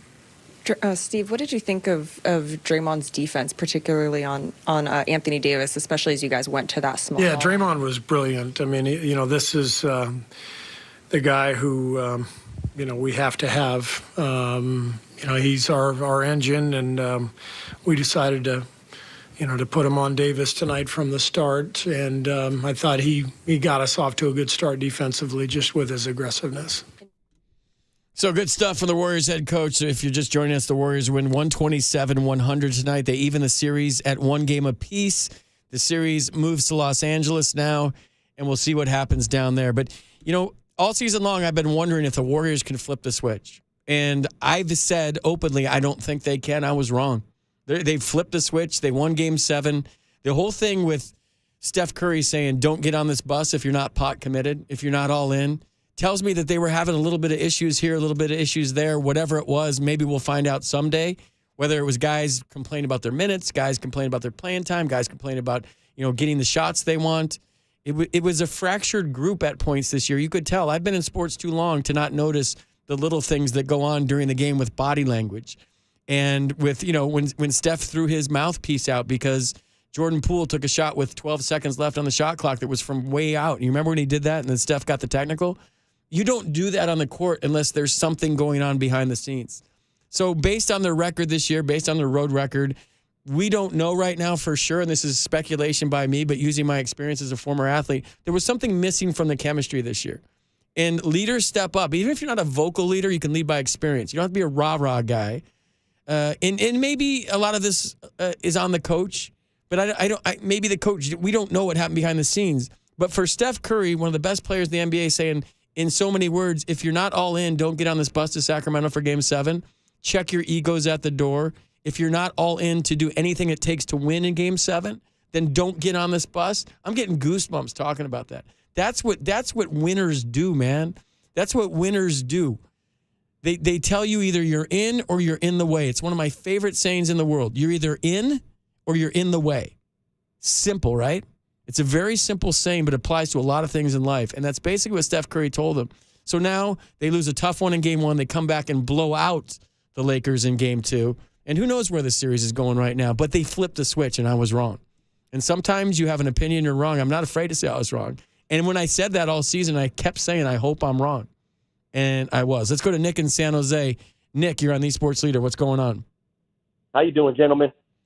I'm doing great. It's just me. And don't ever call me a gentleman again, because I'm not. Thanks oh my gosh, I won't. And I won't call you sir either. Then. No, neither one of those apply, dude. Call me FP. Nick, thanks for calling, man. What's going on? Right on, FP. Hey, man, I just wanted to, of course, give props just like everybody else. I mean, tonight was fantastic. It was phenomenal. It was all that good stuff wrapped up into one big bag. But let's not point out the elephant in the room, baby. What's that? Coach Kerr, 25 point plus win, 17 past old what's his name, old Jackson, right? As a coach to win a playoff game by 25 points. He tied Popovich. That's pretty dope, right? That's pretty dope. Dude, I love everything about Steve Kerr. We could talk about him all night. I got a text right now on the 480, Steve Kerr for president in 2024. I'd vote for him. Let's go. Hey, we need some new blood, man. Let's go. But, you know what? All in all, man, it was a great performance. We did what we had to do, but I thought that was a very glaring statistic. Yeah, and it's a good one, too, because he's the best coach of the NBA, and he's going to go down as one of the best ever. Absolutely. So does he? I don't know if the voting's in, but where does he get an award this year? I mean, we know he deserves it. What do you think? Well, here's the thing, Nick. A lot of times, coaches get awards when they have the best record in the NBA, but coaches behind the scenes, managers in baseball, tell you the same thing. Sometimes their best jobs and the best job they've done in a season is in seasons like this when we don't know what the hell's going on behind the scenes, right? We don't know what the locker room chemistry is like, the fractured chemistry, how the season started. And I bet you if he writes a book in 10 years 15 years after he retires, whatever it is, he'll look at this season, depending on how far they go, this could be one of his best jobs coaching all year. I mean, his whole career, based on the fact that it's easy when you're 40-10. That's the easy part, right? You just show up, flip the switch, everybody's happy, everybody's laughing, everybody's hugging, everybody's kissing. The hard part is when you're struggling and how you keep the team together. How you keep that chemistry together, how you keep that championship feel every day.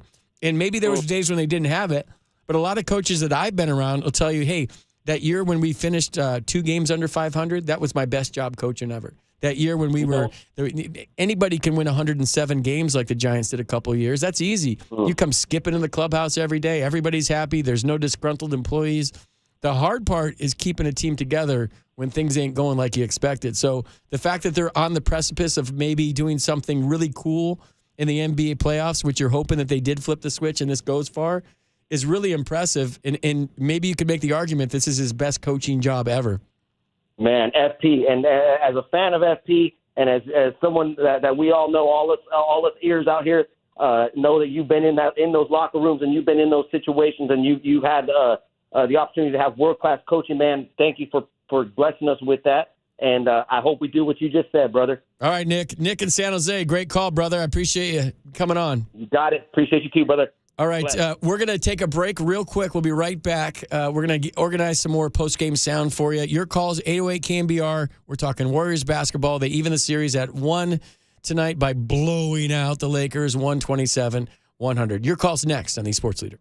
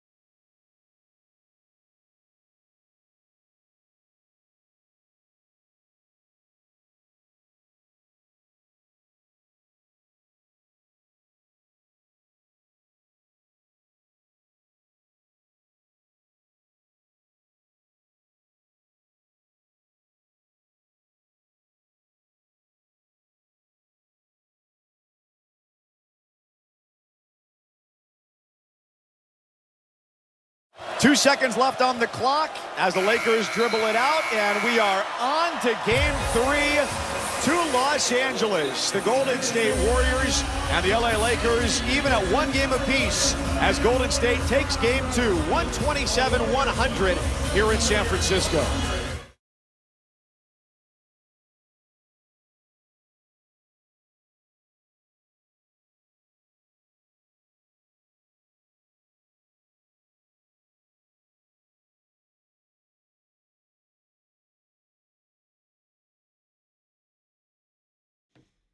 Sorry, I was texting someone. 808 KNBR is the number. Warriors win 127-120.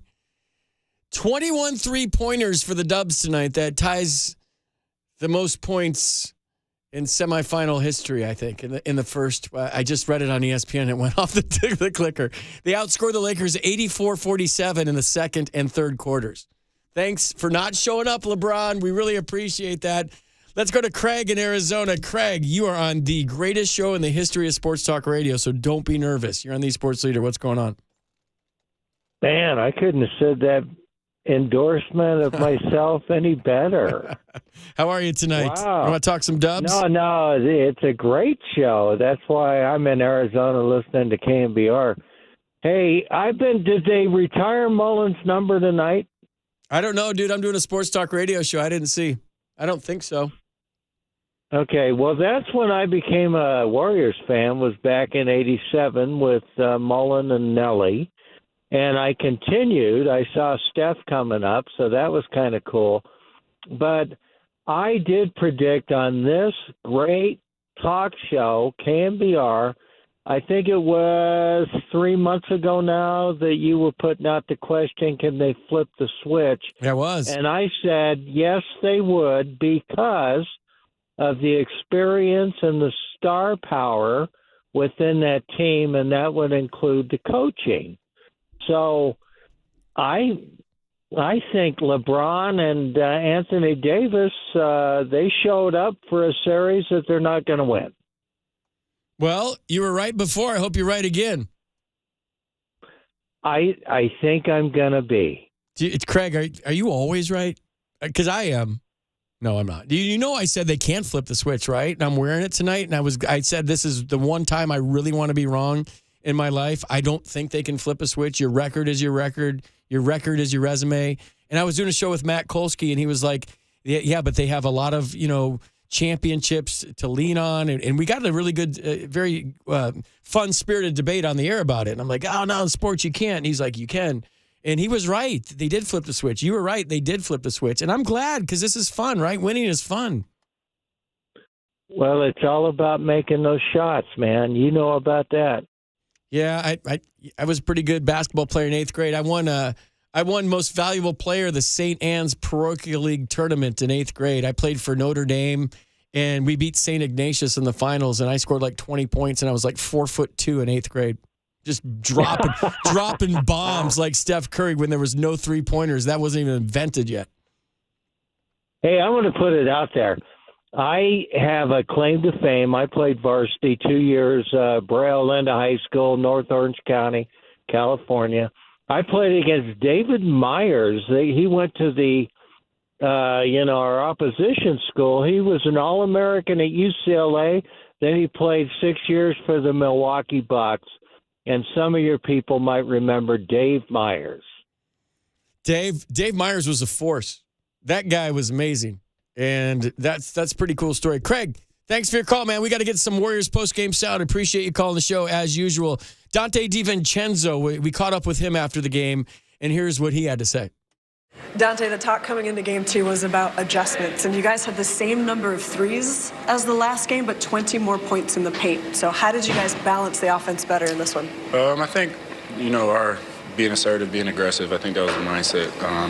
Not letting them hit first. I think we needed to hit first, touch the paint, kick out, but also touch the paint and, challenge the rim blocker sometimes. I think we gave them a lot of respect first game, and we had to challenge them early this game to see how they adjusted and see how they handled it.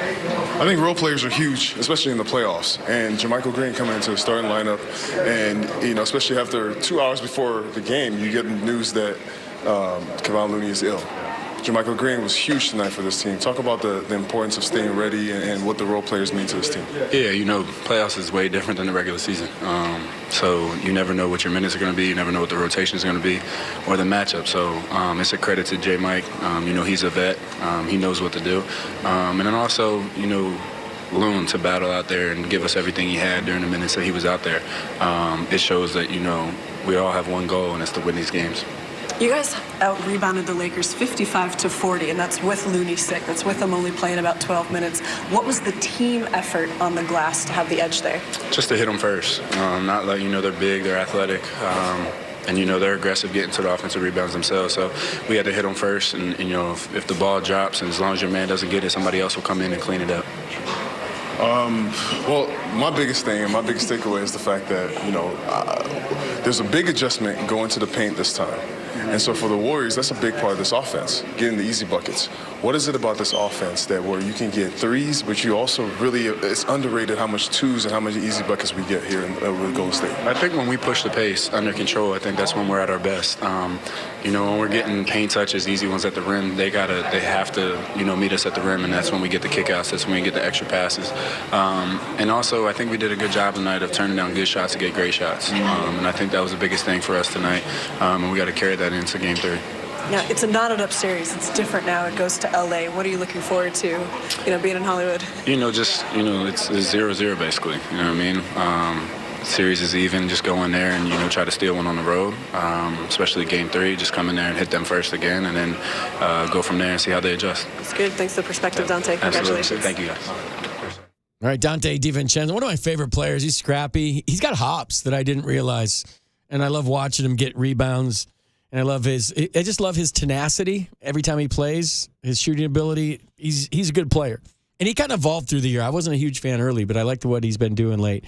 All right, this is the sound you want always from postgame, right? 808 KNBR, if you want to chime in on the Warriors win, we'll take your calls all the way till 10 o'clock. And if you're still calling, I'll stay here later. 808 KNBR is the number, but this is the sound you always want after a game. Here's Draymond Green. Draymond, when you get early signs that Klay's climbing into that sort of zone, I mean, he seemed very bouncy from the start.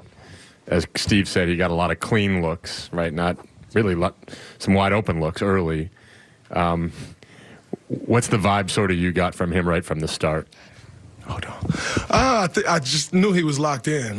He was really pissed off with our performance yesterday.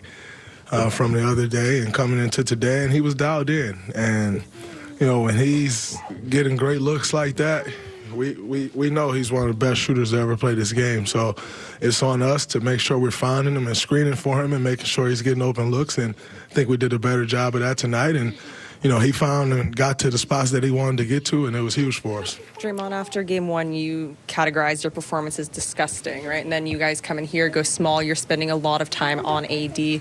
Just what's heading into this game, especially when Kevon's then out of the starting lineup? What's your mindset? Just how do you assess your performance? Just to be aggressive on both ends of the floor. Last game, I felt like I never wanted to feel like that leaving the game again.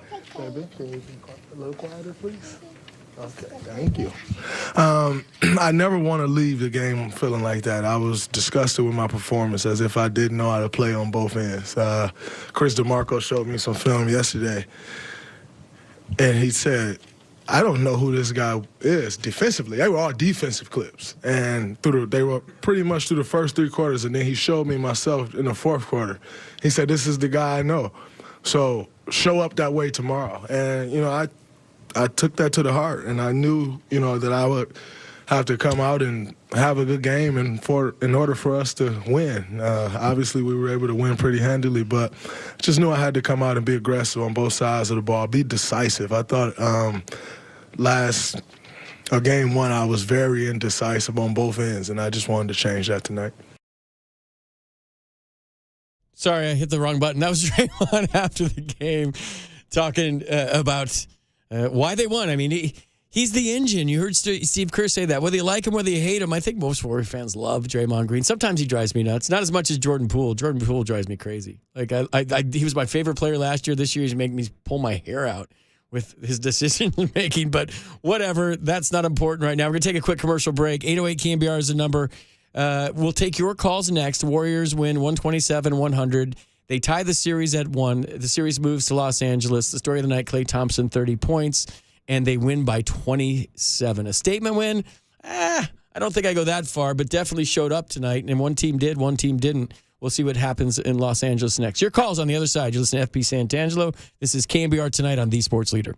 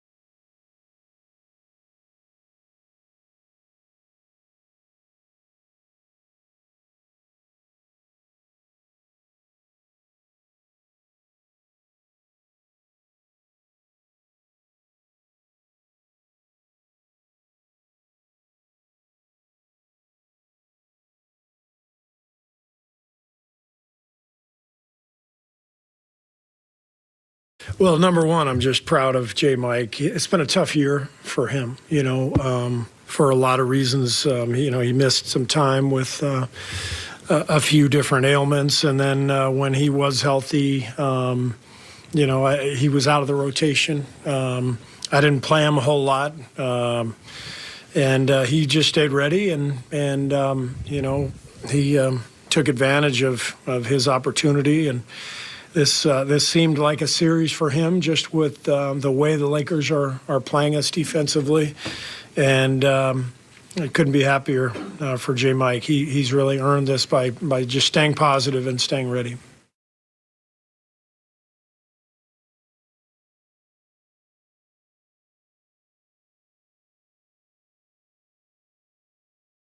Love hearing from the Dubs head coach, Steve Kerr. Good stuff, you guys. Good work on the other side of the glass. Greg, Raff, you guys are doing a great job getting all the sound after the Warriors drub the Lakers 127-100. They win by 27 points. They even the series at 1. So good stuff from the Dubs tonight. Clay went for 30. I think maybe the story of the night was Steph with 12 assists, deciding like, okay, you're going to double team me. I got other guys that can score on this team, and having faith in your teammates. I just love everything about Steph Curry. I love everything about Steve Kerr. I just think they are what's good with sports. Clay, too. And maybe some other guys. I don't know. Jury for me still out on Draymond. I know you guys love Draymond, but sometimes I just feel like he goes a little bit overboard. But as long as he's the engine that makes him go and he wins, and he's the reason why one of the reasons why they've won 4 championships, you got to tip your cap. He does it a different way. I like the way Clay does it, and Steph does it, and Steve Kerr does it. Maybe a little bit better. But that's neither here nor there. They even the series at 1. We have some more Steve Kerr sound for you guys. If you're driving home from the game, 808 KNBR is the number. Give me a call if you want to talk about the Dubs. This is all Warriors from here on out. We talked Niners in the first hour. We talked Giants in the second hour. And the third and fourth hour has been all Warriors. So Warriors talk, if you want to chime in. You think they're going to win the series. You think they're going to split in Los Angeles. I think they take 2 in Los Angeles. Maybe I'm a unicorn and everything's rainbows with me. But here's the coach of the Warriors, Steve Kerr, after the game. Steve, this was a different game for you guys in the paint. 20 more points in the paint tonight compared to what you had for game 1. What was the biggest change that led to that difference? I think just overall the aggression from our guys. They knew they had to pick up the intensity and the force, and they played really hard right from the beginning. I think J. Mike was really a good tone setter too. He did a nice job of knocking down some threes and spacing the floor, and that allowed our guys a little more space in the paint too. I mean, J. Mike he got 3 DMPs in the first round. Mm-hmm. How important for you is it to have guys that are so versatile, to be able to stay ready? Guys like Moses Moody, Draymond Green coming off the bench, Kevon Looney coming off the bench, giving you that same production as they do in the regular season or when they're starting. Right. How is it important for you as a coach to know that you're game planning, but you have these guys who are going to be ready regardless of what the situation? We try to tell the guys all year that the playoffs are so different. Every matchup is different, and from one team to the next, sometimes from one game to the next, you might need something different. And so tonight, J. Mike obviously played great. But Dante and Moses both got additional minutes. We knew that we needed more spacing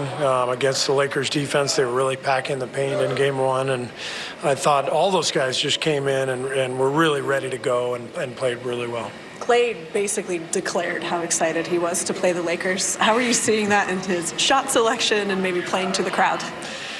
Yeah, Clay was great. I mean, the quote I noticed was he said his dad was going to cheer for the Lakers, which is, okay. I mean, come on, man. Isn't blood thicker than water? I can't imagine cheering against my child. So that's not happening in our family. But apparently, in Clay's family, Dad's going to root for the Lakers, so that gives Clay a little extra motivation. Anthony Davis comes out the first game, 30 points, 23 rebounds. Draymond Green pretty much declares that he's going to come out. He needs to be better. What did you see from Draymond Green tonight, this game? Draymond was great from the beginning. He's such a competitor. I mean, you know him well, Fezzi. I mean, he's just he's a gamer, and he was, I think, disappointed, almost embarrassed about game 1 because he didn't play well. We didn't play well, and he took that personally, and he came out on a mission tonight, and I thought Draymond was brilliant. And when the Lakers wave the white flag, because you guys build a 32-point lead, they sit their starters, you can sit your starters in the fourth quarter. How far does that go when the teams are playing every other night? Yeah, I think both teams actually got enough rest tonight where everybody should be fresh for Game 3. You know, I think Davis played 33 minutes. I think Clay got to 31 for us. Otherwise, nobody in the game even surpassed 30 minutes. So that's something that both teams have to consider and try to achieve is getting enough rest with the series being every other day. Okay, last question is, how do you feel going back on the road? I mean, it's a different season here in the postseason as opposed to the regular season. This Warriors team is showing that they wake up in the postseason. How do you feel now going to LA for the road games? Well, I'm discounting everything that happened in the regular season, honestly, because I feel like we're a different team now. You know, we went through the gauntlet with Sacramento, and we won the last 2 road games. We went through the fire, and we're a different group now. We're a different team than we were 2 weeks ago. So I think that will help us in LA. We know it'll be a tough environment, but we're ready to roll. Thank you, Steve. Okay, thanks, guys. Warriors are definitely ready to roll. We're ready to roll, too, at the end of the show. Eric, end the show for us right now. This is the last caller. This is the only caller. So go ahead, Eric. You're on the Sports Leader. What's going on? Eric. FP. What's up? FP, how are you doing? I'm doing good, man. How are you? I'm doing fantastic. Hey, FP, you're 916, right? I am 916. I got a shout out to the Kings. They did a fantastic job. I got no hate against the Warriors. I love Steph. I love Clay. I appreciate the fact they gave me a reason to watch basketball while the Kings were pooping their bed. But Draymond last year with Warriors, I think. All right, Eric. Honestly. Eric, please tell me you're not driving. Oh, I'm not driving. Okay, good. Then we're good. I appreciate it, Eric. Thanks for the call, dude. 916, bro. I appreciate you calling and giving some love to the Warriors. All right, that's going to do it for us tonight. I want to thank all our guests tonight. Tracy Sandler was awesome. She started our show off in the 6:30 hour. Mario Alioto came on and told us all about the weekend and what's going on. And then it was Marty Lurie. He came on at 7:30. We talked a bunch of Giants baseball. Then we switched gears to the Warriors. 127-100 winners tonight. They even the series. Easy for me to say at 1. Thanks to Raph. Thanks to Greg. You guys did a great job on the other side of the glass doing all kinds of work while I'm over here blabbing. We got a lot of great calls. So thanks to all the callers. You guys were amazing tonight. As I always say, we have the best callers in all of Sports Talk Radio on the best show in all of Sports Talk Radio. I love you guys. I thank you so much for contributing tonight. I love interacting with you guys. So we'll see you tomorrow night after the Giants beat the Brewers 14-2 on a Friday night game on an Orange Friday. Since I'm on fire and I said the Warriors would win by a lot tonight. So we'll see you tomorrow night after the Giants game. And like I always say on the way out, swing hard in case you hit it on the Sports Leader.